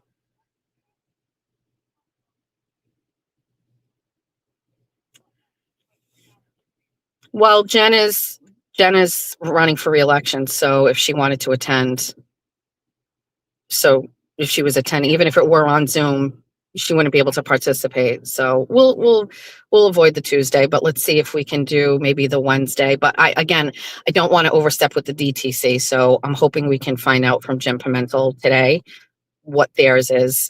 It's just a small window, you know what I mean? But I don't know. We tried it on a Friday last year and we had good participation, but we got feedback from people that Friday wasn't the best day for everybody. So we were trying to do it during the week. So I'll send something over and then if we can figure it out, that'd be great. And no issues with Deborah. It's just, I don't know. There was some stuff going on there in the conversation that I just felt was getting away from us. So that's why all right. Sorry.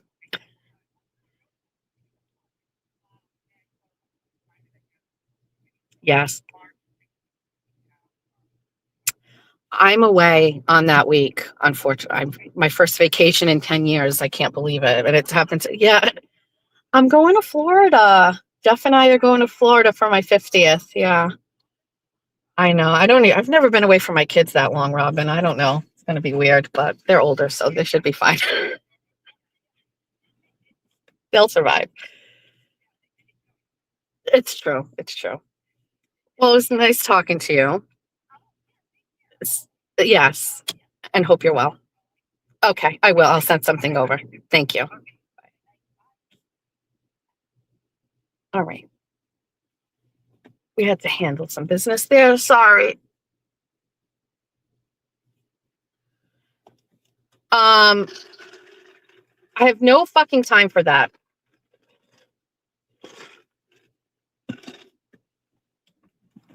I have no time for that.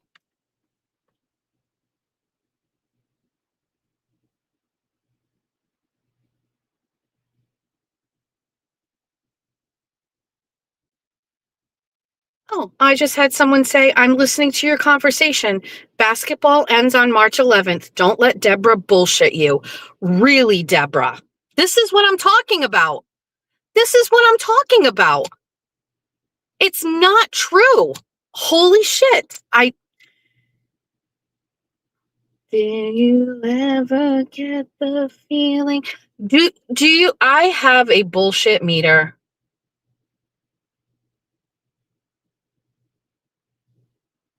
Basketball ends on the 11th? This is why everything needs to be in writing. This is why phone calls don't work for me.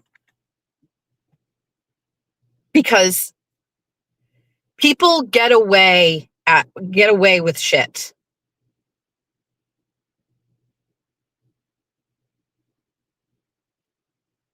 Call her back? No, she hung up on me. An employee at the school hung up on me because I was reasserting myself in a conversation because I knew, listen, here's my issue. Just so you know, these are town buildings. Anybody can use the building. Anybody. You can ask to use the building. And one of the times I asked to use this building was I wanted to use the library for I wanted to use the building for the library for my Republican Town Committee meeting. And it was like, no.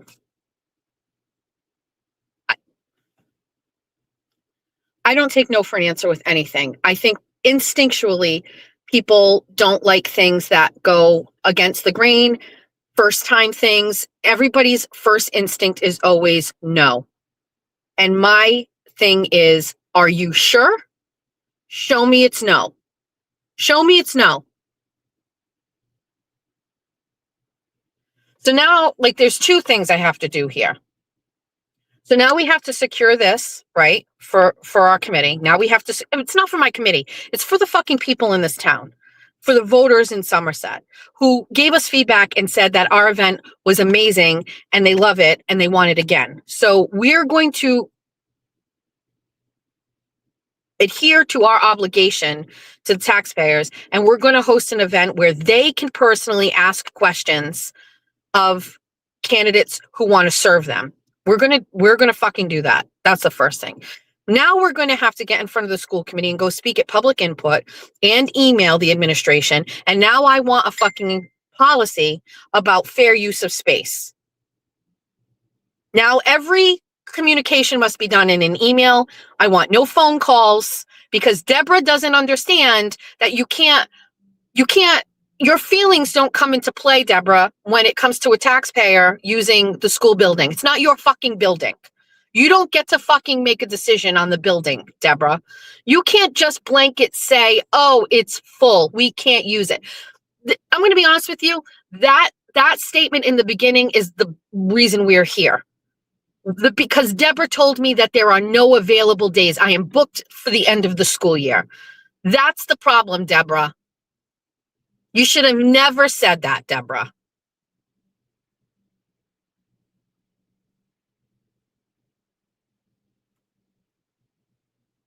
The policies are online, but this, until there's, listen, here's, let's just walk through this. Pretend it's not Jessica Machado calling and asking to use the building. Hi, Deborah. My name is Valerie Souza. I would like to use the auditorium at your building for an event for my nonprofit. I've looked at your policy online and it meets the requirements for using the school auditorium for that. I've also seen that a nonprofit just like mine has also used the high school for the past 25 years to host their event. And so we want to host one at the middle school. And I would love for you to tell me if you have available dates. And Deborah says, oh, that sounds great. However, we do not have any availability from now until the end of the school year. We have things in that auditorium every single day between now and June 20th. Okay, thank you, Deborah. Have a good day. You're welcome. Goodbye. Click. That's how that would go if it were anybody else. And I'm a problem because I'm like, actually, let me call Deborah and ask her. Hey, Deb, can you talk to me a little bit about that? Is it true? Is that true? Well, we have things we can maybe move to other rooms. Oh, okay. And Deb, by the way, I remember going to the town meeting where the town and the school department and the building authority, they were trying to ask us to allocate $29 million of our taxpayer dollars for a building. And we were like, well, what do we get out of it if we don't have kids in the school district? And one of the things they said was, oh, you get to, this is a public building. You can use it. You can use the building. And we were like, oh, okay. And then I fucking ask and you tell me no. One day out of the year. Now what do you want, Deborah? You want me to be a fucking menace? I'm going to ask to use that building every single solitary day. I'm gonna put in a request to use that building once a month, and I'm just gonna go sit in the fucking auditorium by myself on the stage alone, and I'm gonna sing alone. That's it. I'm gonna put in a fucking request. Hi, Deborah. This is Jessica Machado. I would like to use the building on this date from this time until this time. And I'm going to go in and I'm going to sit on the stage and I'm just going to play this. Your favorite Jess Machado songs on one CD. Wake up in the morning, feeling like me. Grab my glasses, I'm out the door. I'm gonna hit this city before I leave. Brush my teeth, say goodbye to Jack. When I leave the bunny after dark, I'm not coming back. It's all the hits you've always loved in one place.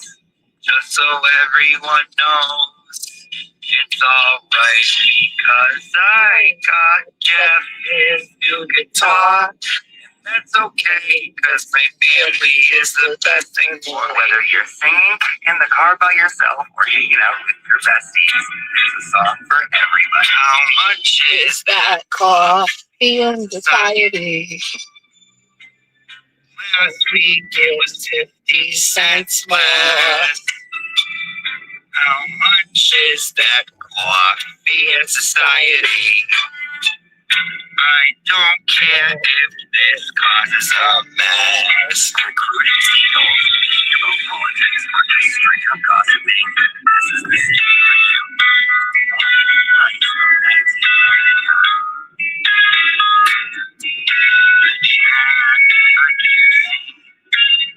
I'm driving in the sun's in my eyes. For our 24. I said I'm getting Lots of views. Sorry. And upset. I What? Me, I'm falling before. I just played that because I want to hear. Don't fuck that's falling before. I just play that because I like that part. Just so you know, I've added that to the end. It's the outro of my show now, that whole thing. Anyway, to see how things go from 0 to 100 in my life, like, Deborah, just fucking book it. But Debs. Now I have to call central office. Now I got to deal with Robin. Robin is wonderful. Robin is the person who responds to all my public records requests for the school department. I don't know what Robin gets paid. Actually, that's a lie. I look at the budget all the time. I know she's underpaid. Robin has had to deal with me and my public records requests for the past 7 years. 2018 is when they started. And bless her heart, she has accommodated all of them without payment. The only time I ever had to pay is when I asked for a video and she's like, I'm going to need a jump drive. No worries, Robin. Let me get one over to you. Can I just tell you something? Robin has set the precedent for public records requests because she has shown me that you can get them in a timely manner. There's no talk blocking. There's no payment.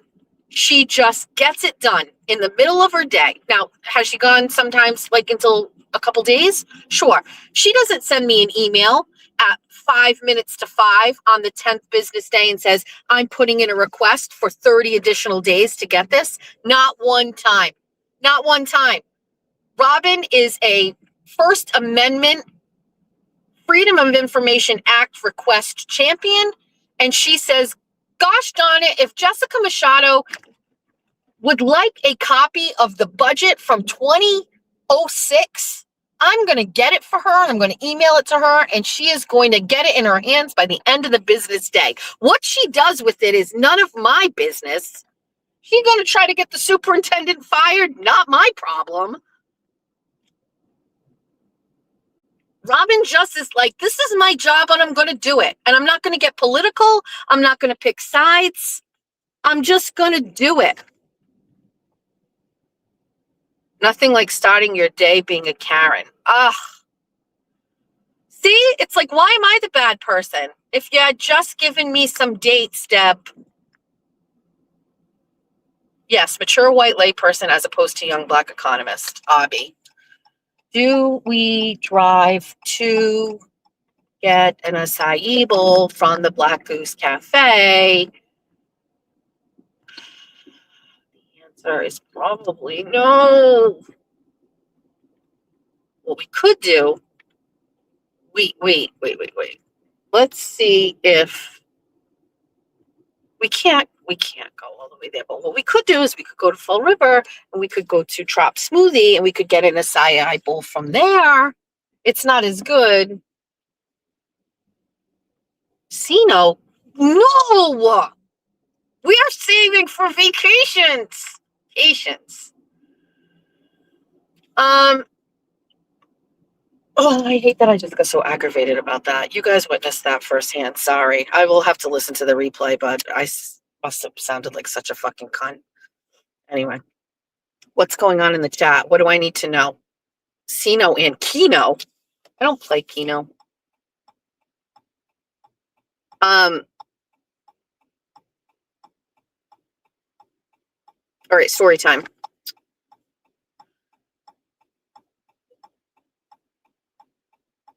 Did I tell you the story about we do not have a bra on? Thank you for letting me go. We don't have a bra. So,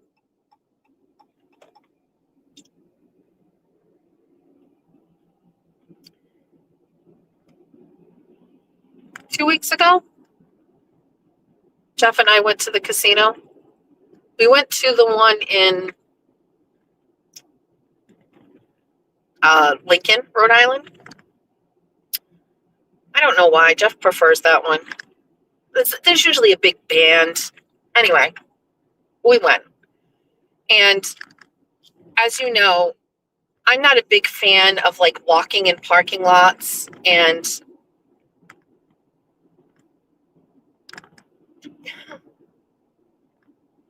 oh, there's trolls in the chat. Are you guys love fighting them. So I don't like walking far distances. And so my husband drops me off at the door and I will sometimes wait like at the door and just sit there and watch people, but it's cold. And so it's cold inside the door. And so fuck it. So I just go straight upstairs and I'm walking up the stairs. I go up the elevator and I'm walking and I'm just going to go sit like in front of the escalator that I know Jeff will want to go down. And so I'm walking straight ahead and I see a man sitting down with his head down, and I instantly knew who it was. This man's name is Russell Winslow, and I would be surprised if there was anybody in this chat that knows who Russell Winslow is. Russell Winslow was a friend of my dad's. He was a fixture at the Belmont Club. He was a cook at the jail in Dartmouth at the Bristol County House of Correction. He is so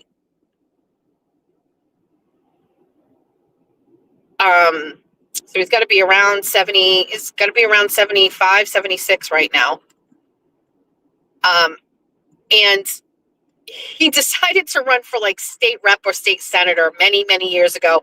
After a day of drinking, people convinced him he needed to run. He had a cousin who was known as Coach. He was, I think in Swansea, he was a coach, Mr. Winslow. Mr. Winslow, Coach, used to come in also to the Belmont. So as much as they were a little different, Coach was a little rich. Russell was poor and didn't have teeth. Just hear me out on this. But they were cousins and they would occasionally talk, but they both drank.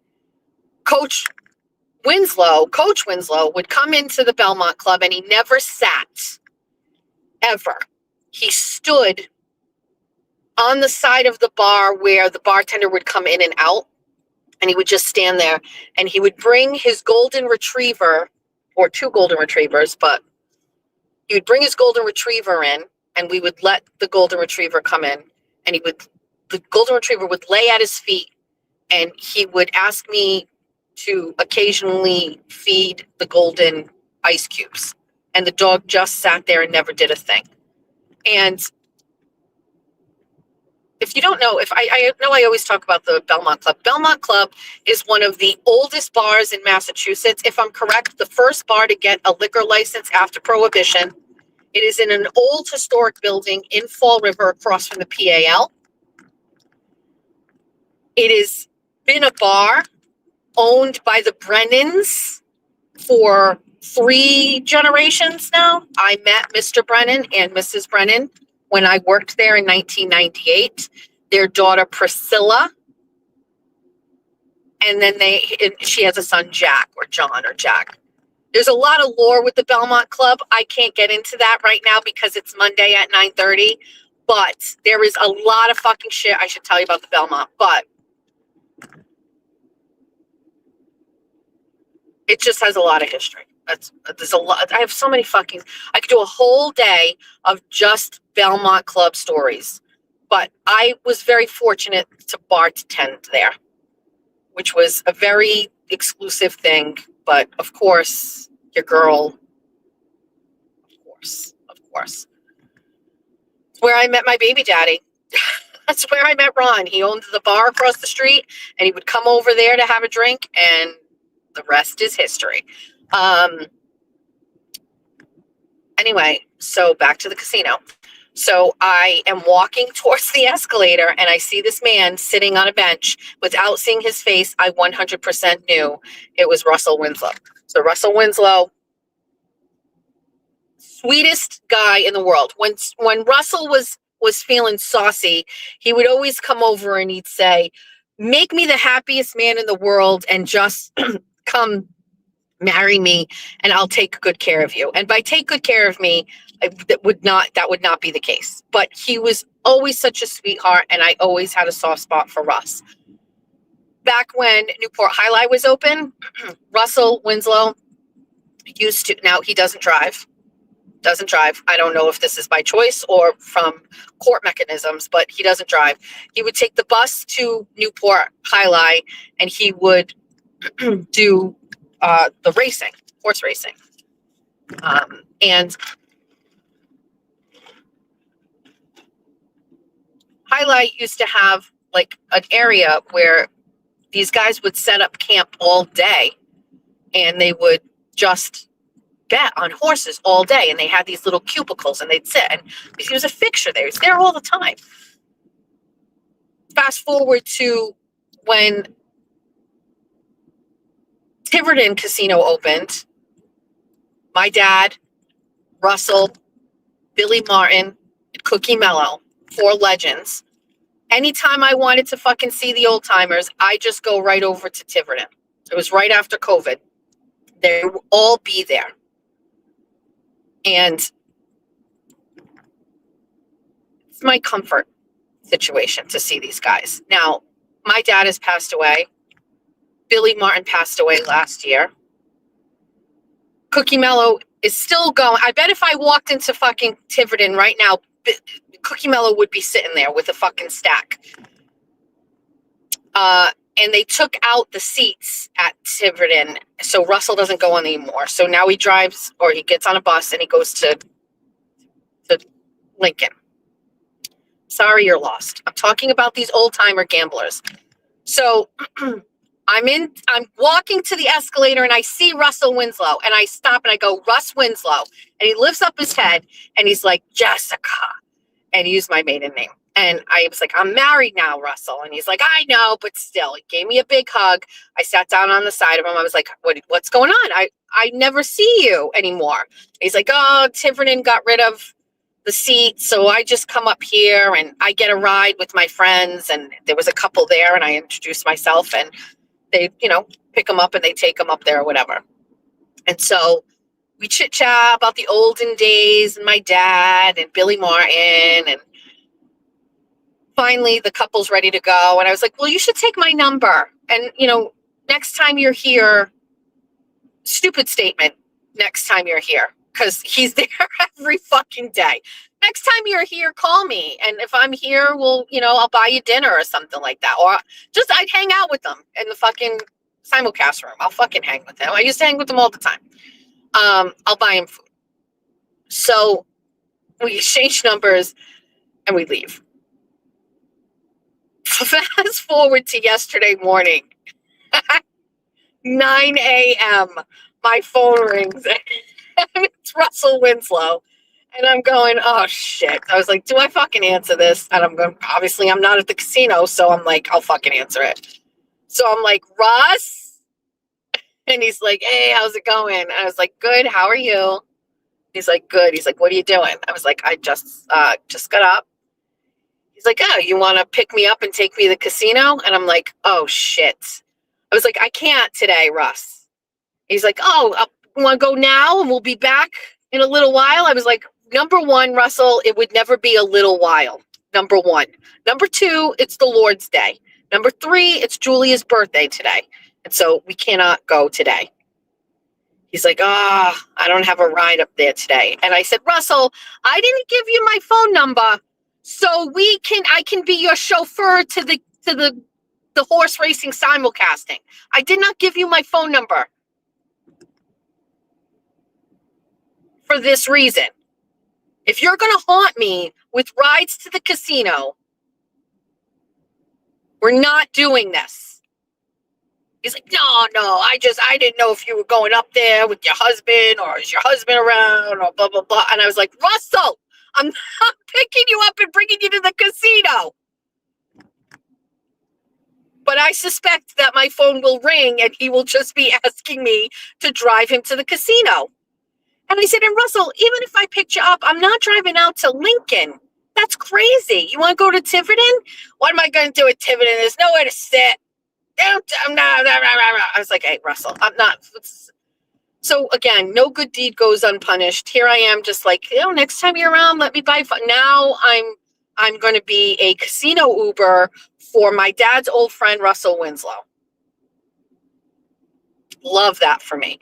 Jessica, how do you spend your days? I pick up old men and drive them to watch horse racing, where he proceeds to lose his shirt every single solitary day. My phone is beeping. What is going on? What are people doing?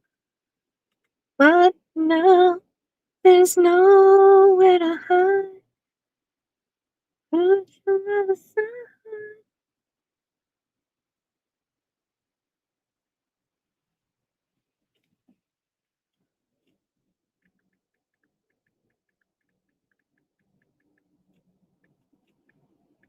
Lauren, I'm sending you a response to that text.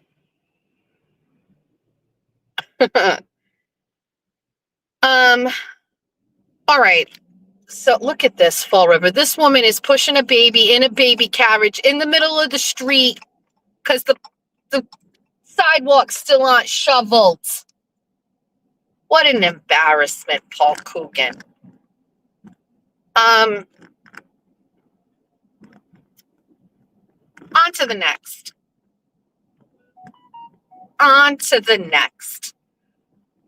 We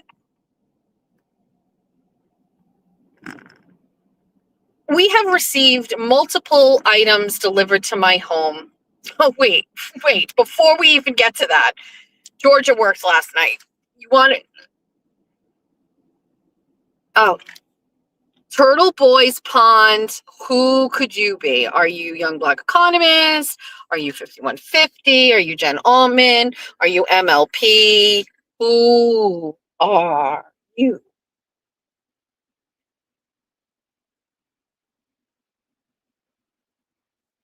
All right. Yeah, you can block them. Go ahead. It's fine. If it's too much, that's all I have to see. If it's too much for you guys or whatever, just block them. It's okay.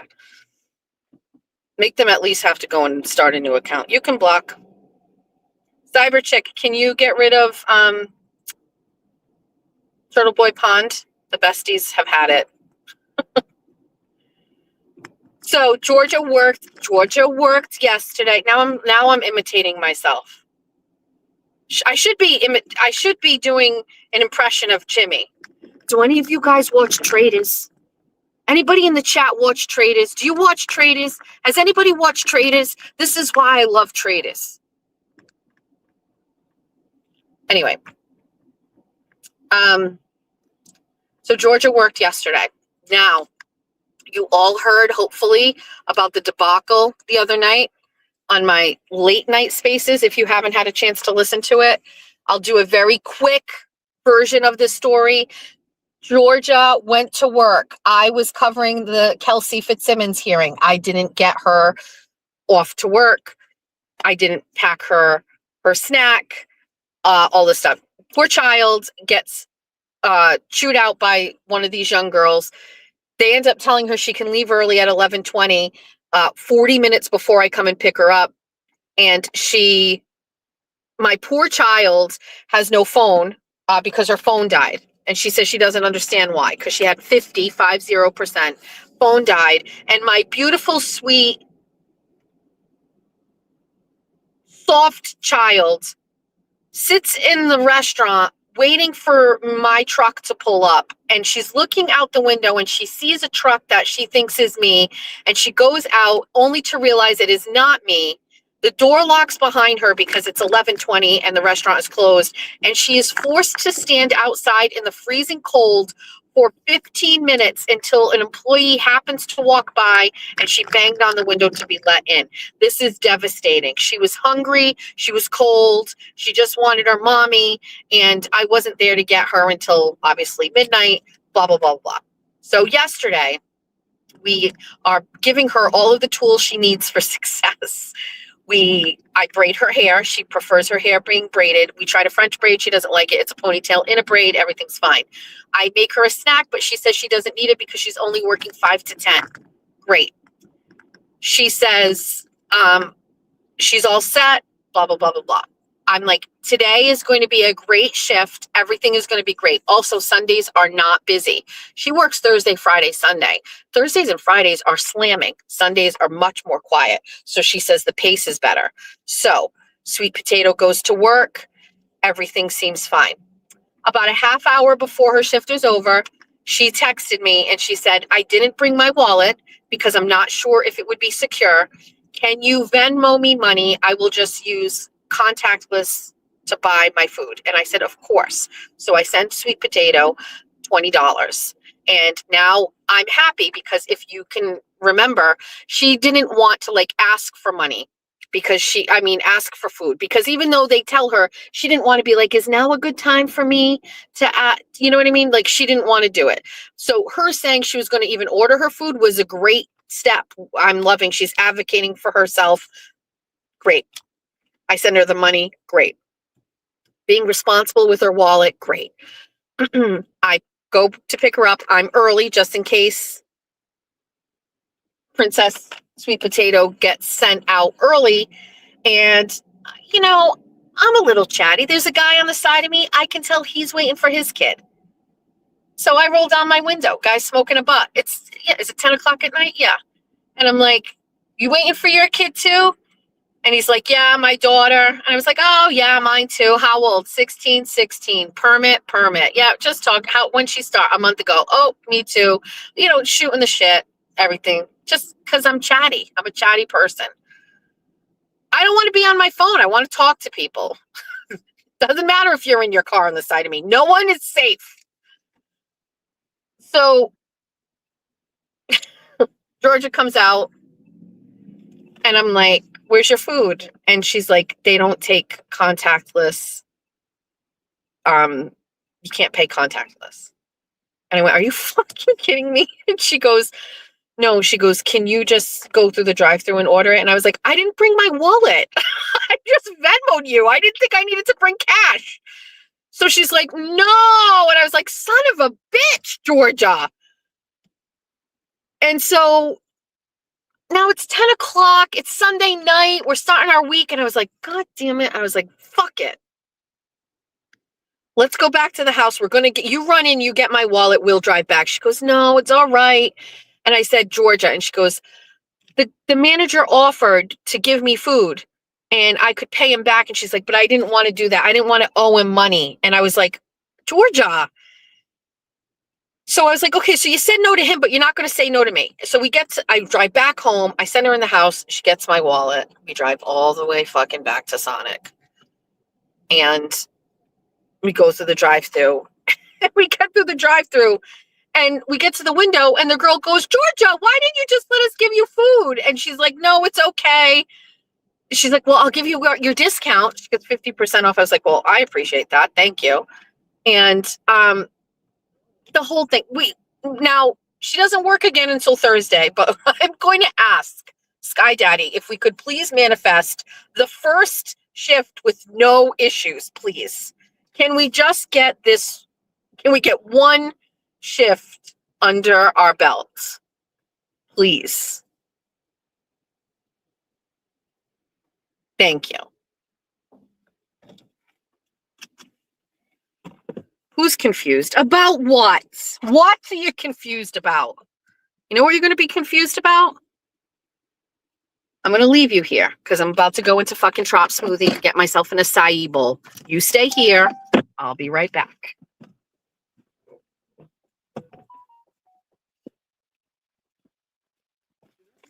I'll take you with me. I have guilt. I felt weird.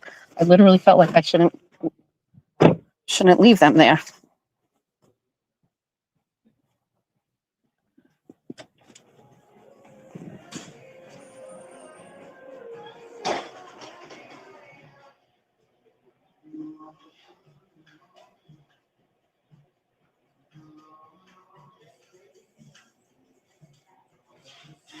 They have a bowl. It's an acai bowl with Nutella with acai base, strawberries, blueberries, banana, coconut, granola, chia, honey, and Nutella.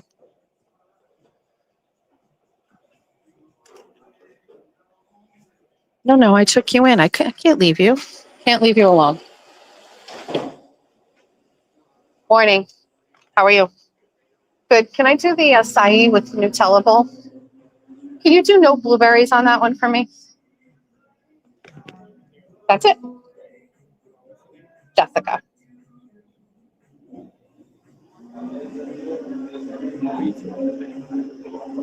Oh.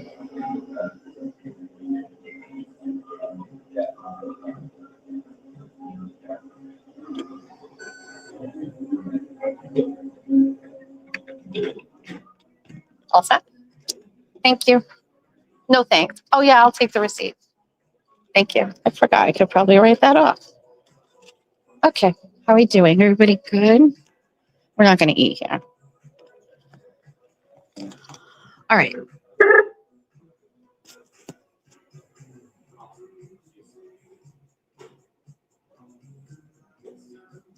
Are you guys fighting like as if you're in the car?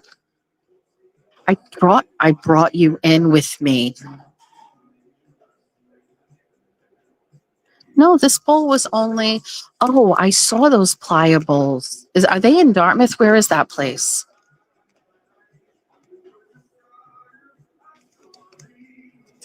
This was $12. Oh my God! Stop fucking fighting. Oh my God. All right. So, next thing. I have received a bunch of different items in the mail. One of the besties sent my husband a t-shirt that says Jeffsty on it. He took it out of the package, put it on his body. They also included a set of bunny ears. And he was like, this show is 50% mine. He had the audacity to say that in front of Julia and Aiden, and Julia like raised her eyebrows. And I was like, this show's 50% yours, Jeff? And he's like, I'm half this show now.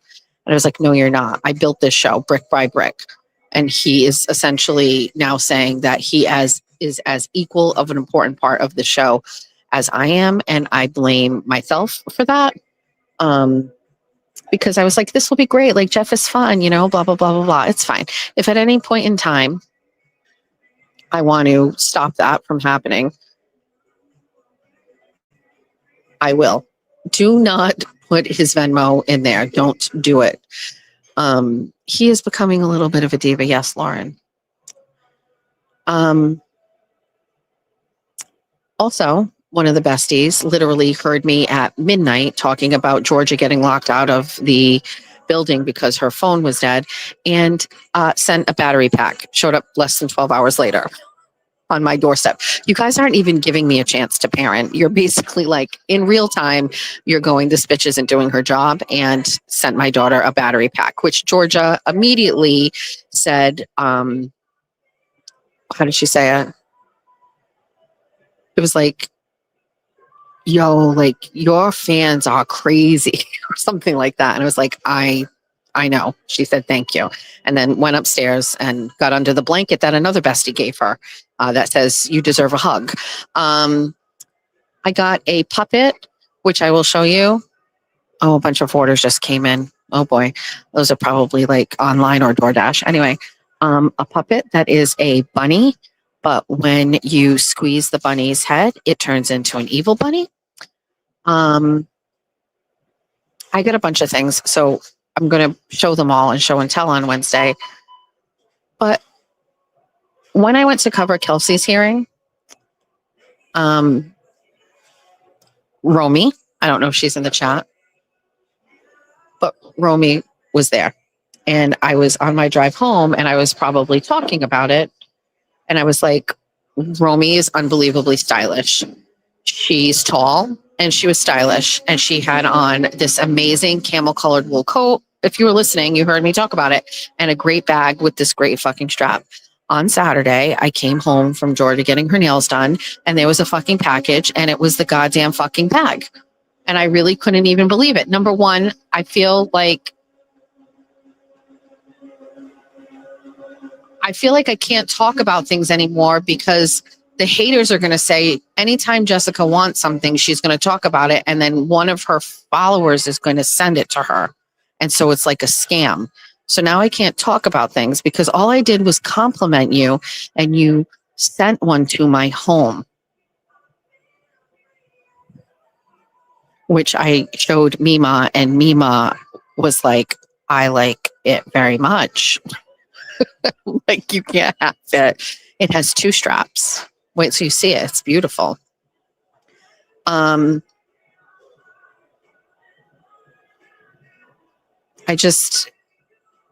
Every day I get some, I understand it's people's love language. And also Kelly saying we do what we want. I know, I get it. If it matters to anybody, even if sometimes I haven't said it, or like I don't acknowledge it, because it does get, same way with the text, I read everything. But when someone sends something to me, I always, like, literally in that moment, I am always like, I'm very thankful for this. Like, I think I say it to Sky Daddy, but like, I'm very thankful for it.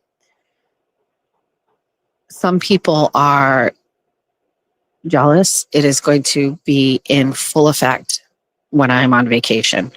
So if you are a hater and you are jealous of me, what I recommend is not partaking in my YouTube channel or my social media accounts the week I am on vacation. You are going to strongly dislike me and get triggered in a very bad way. You're going to, if you hate me, it is going to be accelerated like you would not believe. When you see the place I'm staying, you're going to get mad. When you see the view, you're going to get angry. When you see one of the 4 or 5 pools they have there that I'm floating around in, that's heated, outside, inside, hot tub, you're going to get mad. When you see the beach, you're going to get angry. You're going to hate me.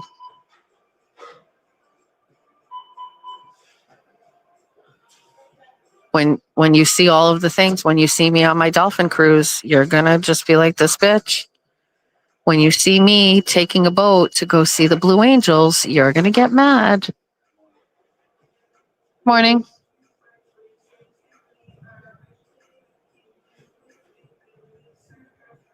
I think the owner's here.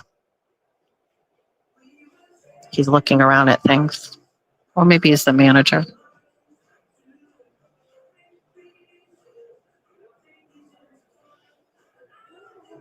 I personally don't like the way he's looking at the employees while they're working. I'm going to tell him the employees here are always so great. So he's nice to them. He's got that look about him. You know what I mean? Yeah. Do you own this? The employees here are great. Yeah, we come here all the time. Yeah. Yeah. We all get the big.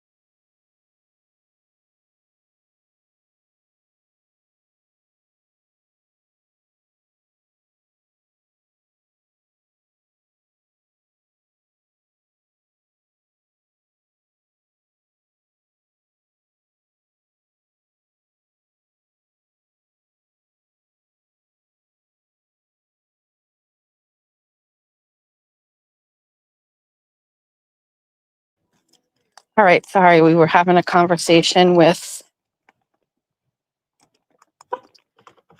Oops. Hold on. No, I had to mute you because I don't know, even though we're in public, I don't want people to be like, oh, you're recording me or whatever. So I asked him if he owned it. He said yes. I said, you have great employees here. Nothing for nothing, but he did talk about it's hard with staff or whatever.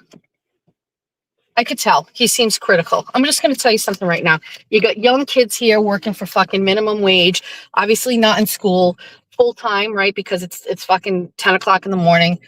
Be fucking nice to them. Treat them well. There's a lot of kids that don't even go get fucking jobs.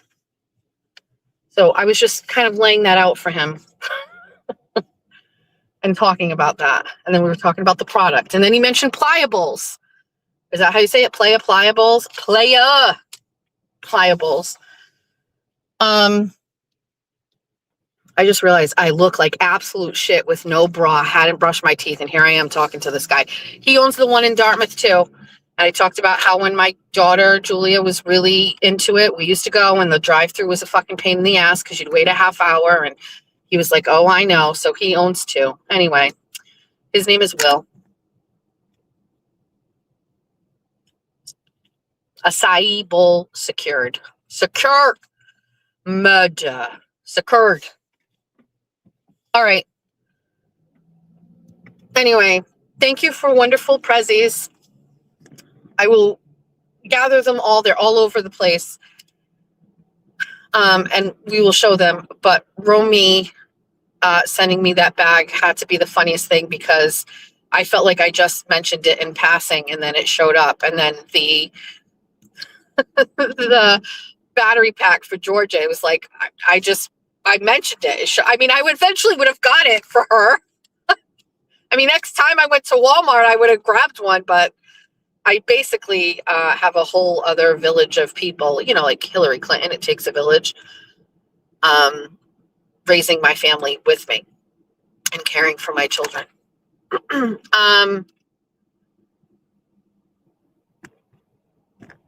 I am sure she will not mind me discussing this, but I got a wonderful text message from Kimberly on Saturday where I was out with Julia and she was like, I don't know why, but your picture of you having coffee with Julia has made me feel less anxious about the war. And she's like, I'm talked to Montante and now I'm anxious again and up the war and blah, blah, blah, blah, blah. And so I sent her a voicemail and I was like, okay, let me talk you through the war a little bit so you'll feel a little better. Ironically, this is exactly what I had to do with Julia in regards to the war. Okay. And then yesterday morning, I got up early and I went to go grocery shopping. And on my way there, I left her a voice memo and I was like, good morning. I'm calling to give you your daily war update. I haven't given it to her yet today. I haven't assessed what happened between like 2 a.m. and this morning. I didn't look, but I talked to her about the expected time span, what Israel has going on, about allies for each side, who are the allies for the other side. I basically was giving her a war update, like the girl version update. And she's like, thank you for making me feel so much better and putting my mind at ease.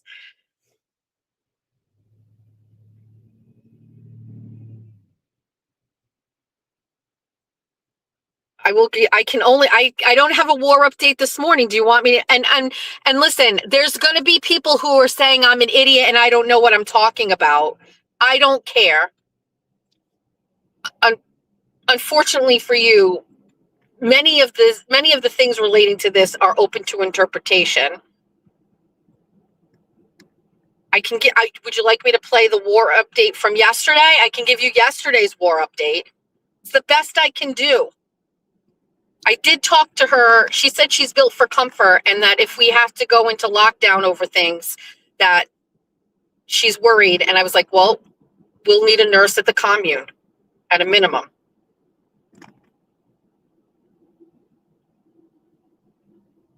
I'll give you yesterday's war update.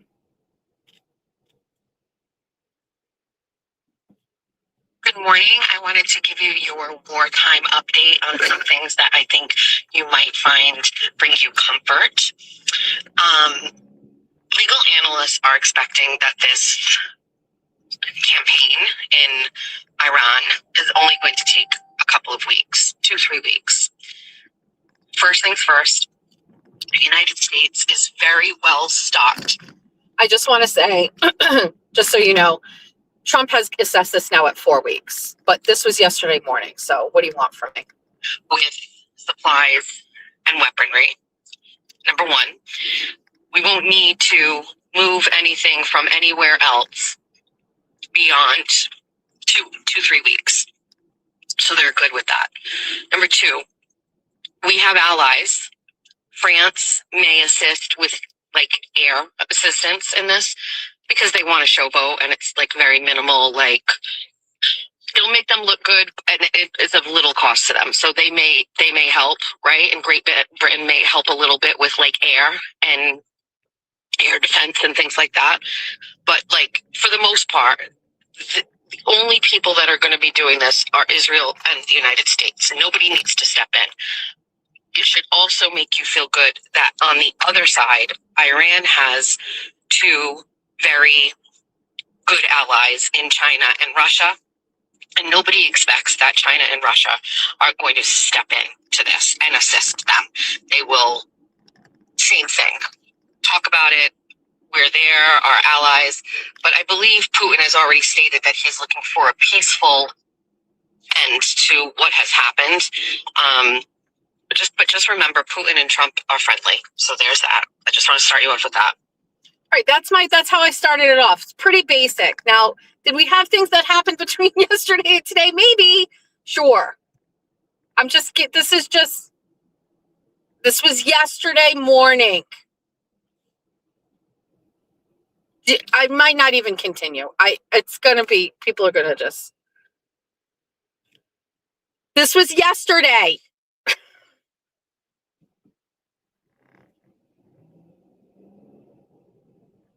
The first war update that I gave Kimberly, just so you know, was at a minimum,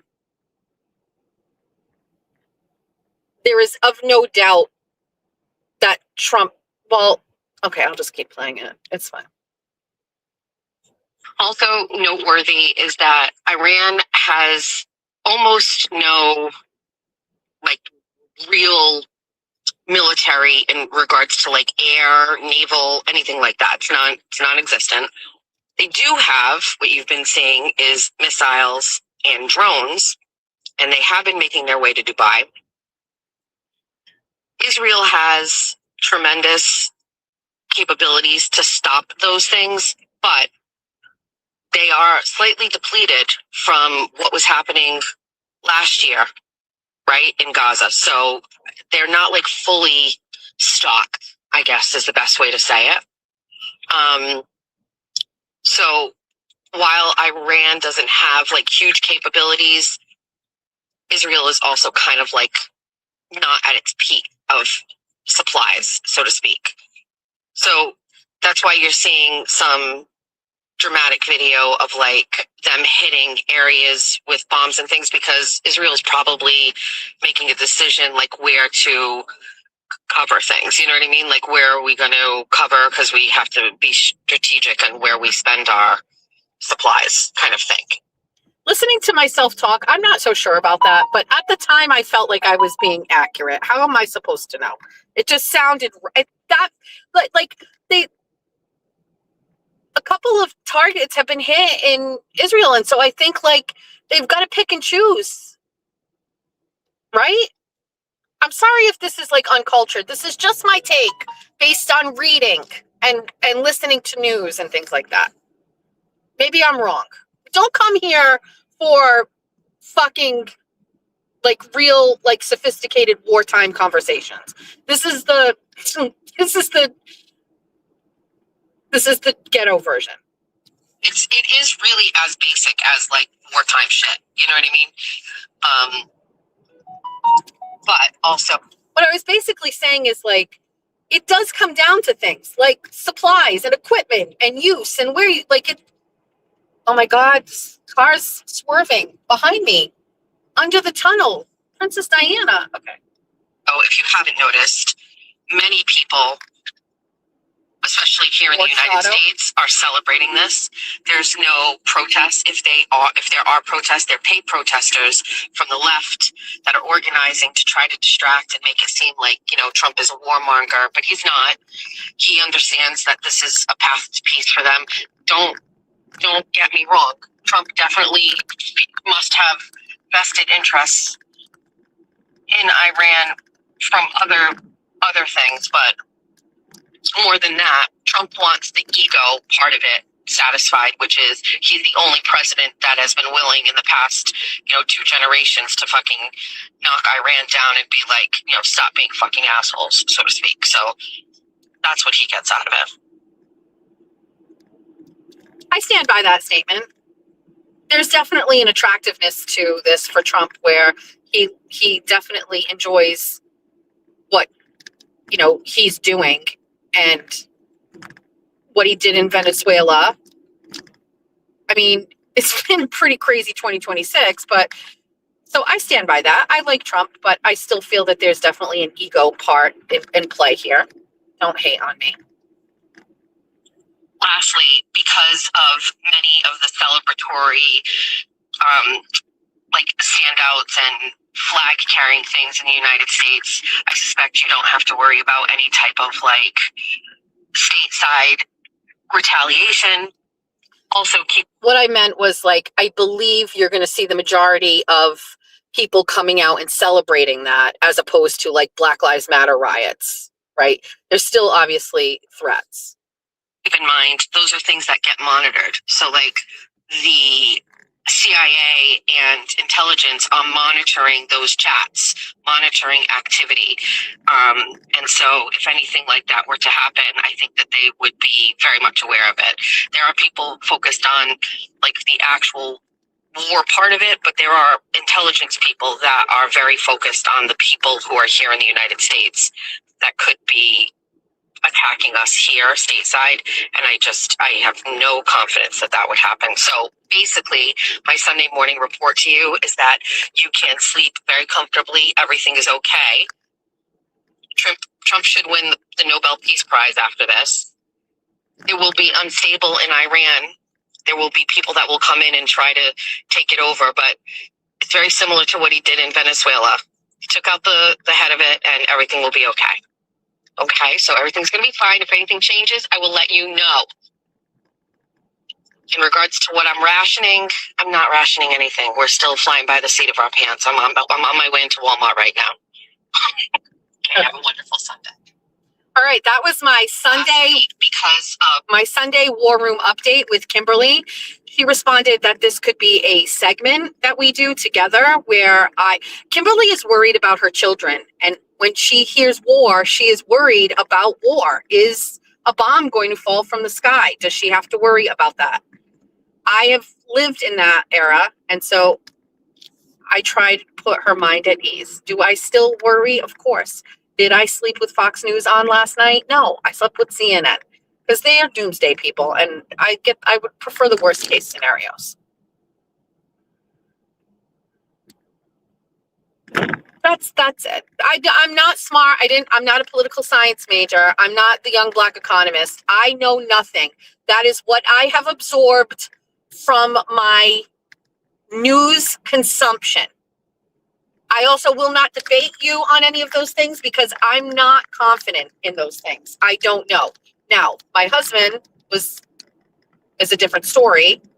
Having been in the Army and a big military guy, my husband has lots of takes on what's going on in this war, and he is far more sophisticated in what's going on than I will ever be.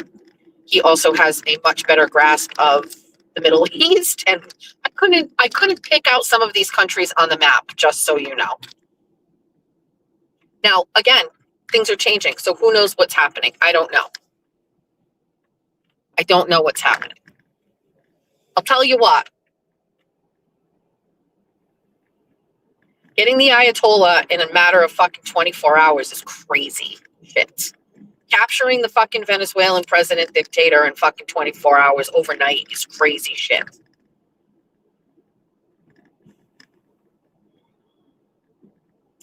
As of yesterday, I had read that we have lost 3 military members so far. I hope that everybody is thinking of those families.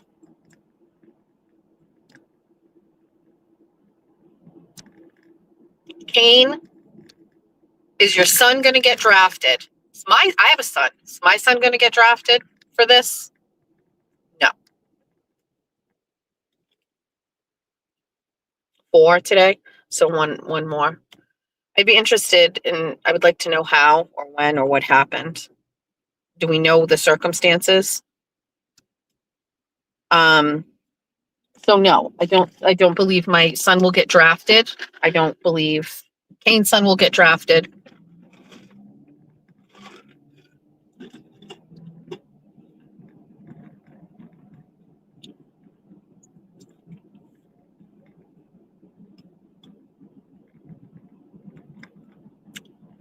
So that's it. I don't know everything. I do like to read. I do like to try to get a grasp or at least a minimal understanding in case I'm talking to my kids about it. I do live with a husband who is very smart when it comes to these kinds of things. And so, I think one of the things that makes me feel better about all of these things is at least some basic knowledge about it. Listen, you and I are all the same age. We grew up with Operation Desert Storm happening on our TVs and breaking news by Tom Brokaw at night on the TV screen talking about all this shit. Schwarzkopf or all of these people, like, this generation's fucked. We lived through that. We lived through 9/11. Now this isn't going to be World War III. I don't think it is. I don't want to go on the record and saying that. I just don't think it is.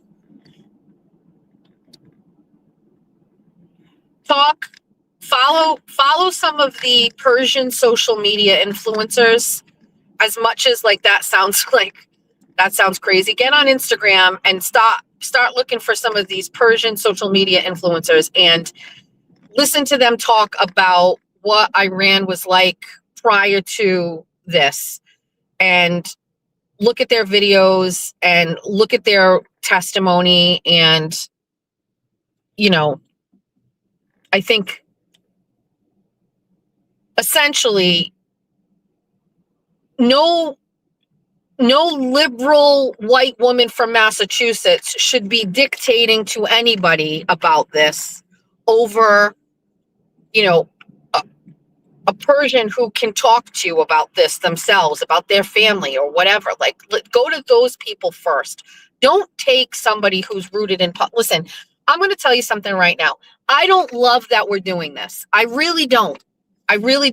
Because Trump ran on, Kamala Harris and Democrats being warmongers. And here we are getting involved in another conflict. There's the Israel piece to this too, where, I have 2 children who are Jewish. We talk about Israel all the time. I listen to their take. I listen to their dad's take on this. What all I'm saying is, do I prefer that we were not involved in this currently? Correct. But I will tell you, the absence of strength here would most certainly lead to Iran getting nukes. And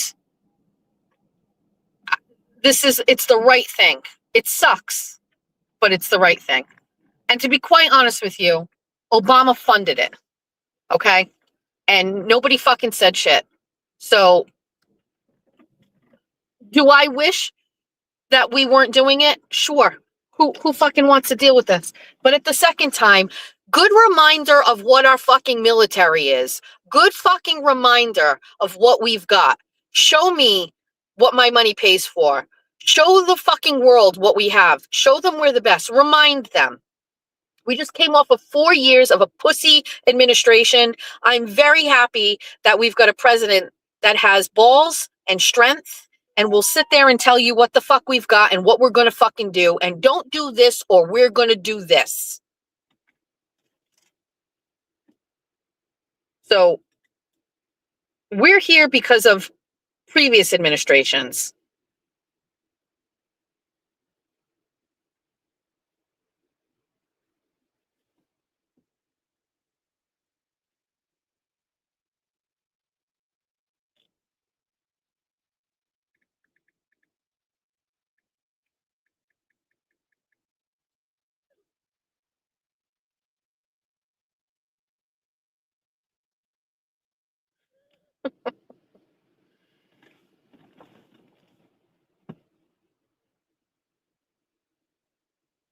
Russia and China are first of all, Russia's already in its own fucking war. So there's that. Number two,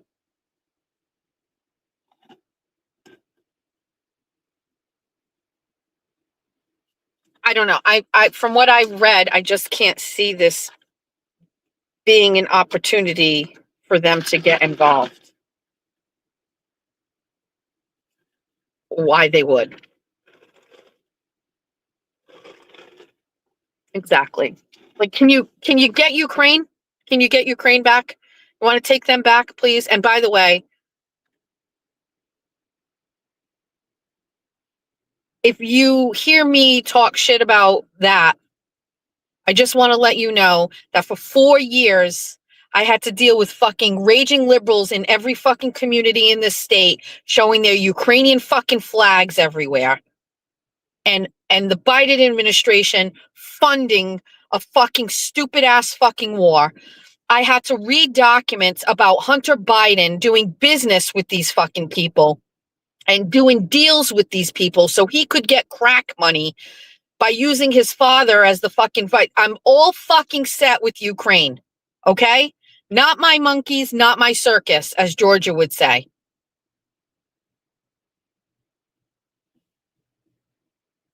I think Russia should fucking 100% fucking finish that.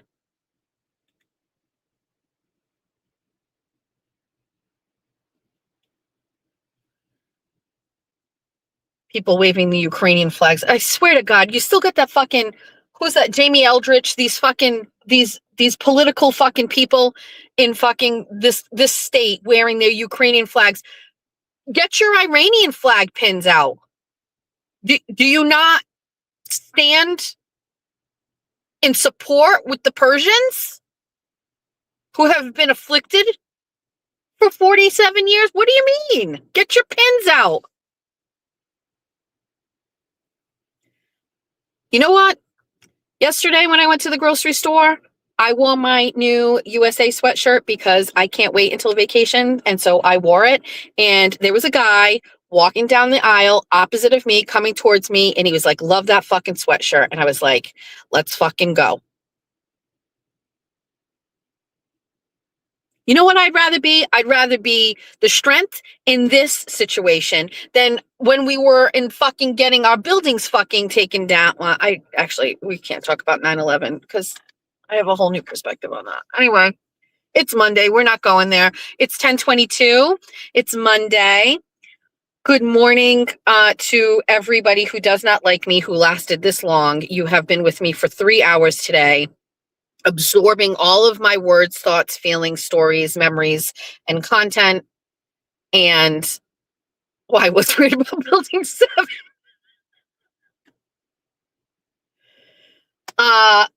Listen, we'll do a 24 and 24 tomorrow. We'll do Bunny After Dark on Wednesday.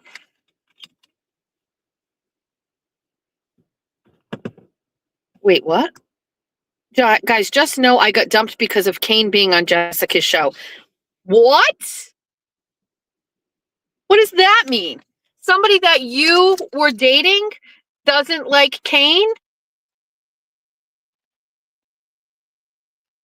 What? People suggested you be on Mel's show. We all thought you would be so good, and she has told us no. I think she misjudged you. Who's Mel? Are you talking about me, and who's Mel?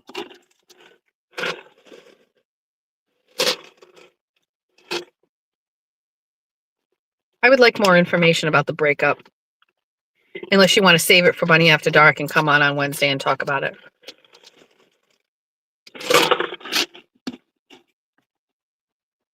Text me.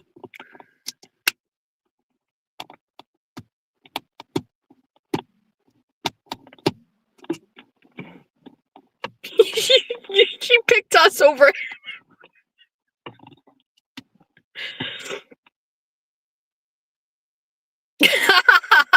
Jessica saying that's Kate for a Venmo. Fucking Menners is looking for money.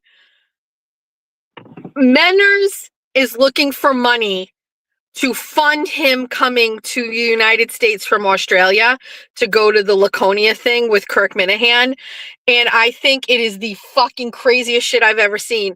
Kane Mo, after he shit all over, listen, it's not crazy. You and I both know. He was jealous of Kane making all that money. He was jealous of the bunnies and besties loving on Kane.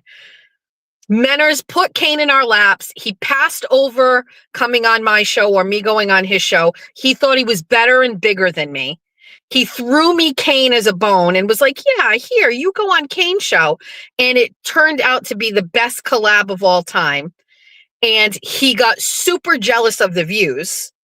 He said it. He regretted not having me on. So he fumbled that. Then we took Kane and we elevated him and we were like, there's something here. He's a good kid. And then the bunnies were just like, let's give him all this money on his fucking birthday. He makes $1,000 fucking dollars. Menners fumbles that. Then he shits all over Kane for it and is like, how could you take money from these people? Nobody's taking money from anybody. We have very generous people out here. I was very happy to fucking send Kane $100. He deserves it. He's a good guy. And you get mad about that. You run your mouth about it. And then here we are a month later and you're like, here's my Venmo. If anybody would like to help finance me coming to the United States. First of all, is there an anti-Menners Venmo that I can send to? I would like to fund somebody to keep you in Australia. Do we have somebody that works for the airline that's going to stop you from flying? I'll pay that person. I sent you $5, Menners, just to show you that that's what I think you're worth. $5 fucking dollars. You fumbled this so bad. You should, I'm glad you stepped down as the head of the Minifan network. You don't know how to make strategic decisions to benefit anybody, including the platform that you were supposed to be building. You fucked up.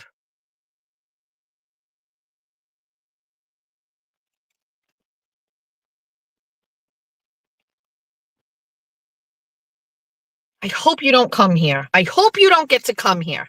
I love Kirk. I miss Kirk. I miss his voice. I just miss hearing I miss him yelling. I miss him being mean. It's fine. I follow the old, the Minifan, like, historical page where they regurgitate old stuff. I don't know who runs that, but it's great. But I get my fix from that every day. No, Menners just fucking backed away. He felt the fire. He felt it crashing and burning. He couldn't handle it. He needs to focus on his cricket podcast that I am sure is blowing the fuck up. Just admit it. You fucked up. Just admit it. If you want to come on my show, Menners, and talk about how you made a mistake and you want to fucking just fine. Come on. Apologize. Kiss the ring. I'll allow it. He thought he had it. He thought he had the leverage. He probably was the height of the height. Quincy. Hi, Quincy. What's this about? A gutter monkey? Hi, Reagan. That means daddy's home. Hi, handsome. All right. I have to pee. So can I let you guys go? I have to pee. Bowl, check. Wallet, check. Phone, check. Keys, check. All right. Let's go. Wow, Quincy. You're so handsome. Hi, Reagan. Let's go. A couple more minutes. The mail would be coming. I may have missed it. Oops. But let's see if there's anything in there. I feel like they were holding the mail because the snow is crazy, but let's just see what we're looking at here. We are looking at no mail. It's all going to come today. Hi. You're so handsome. All right, besties. Thanks for hanging out with me while we took a ride and we were chit-chatting.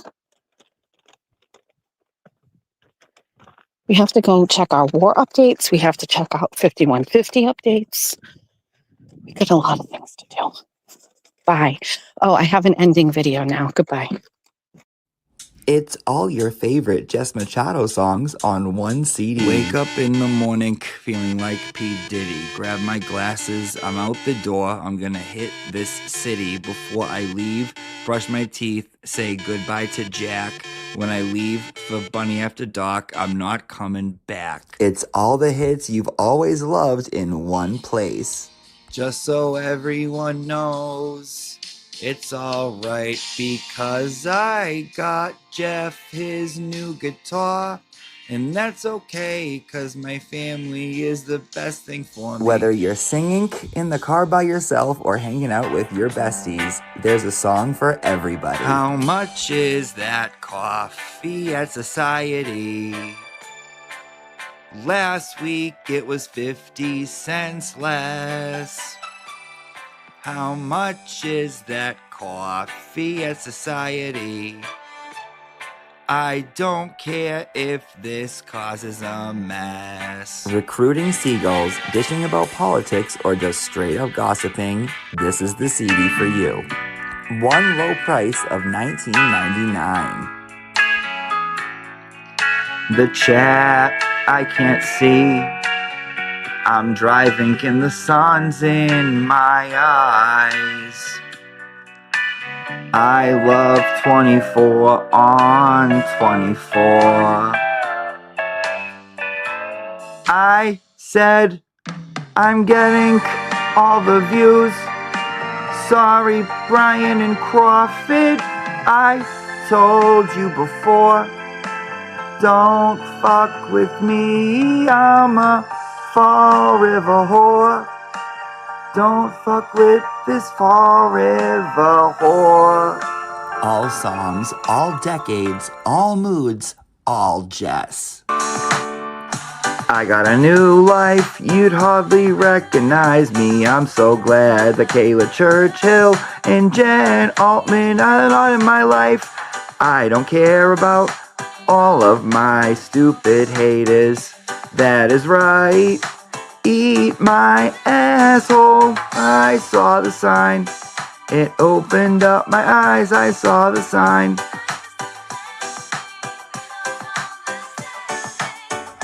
Get out of bed and call today.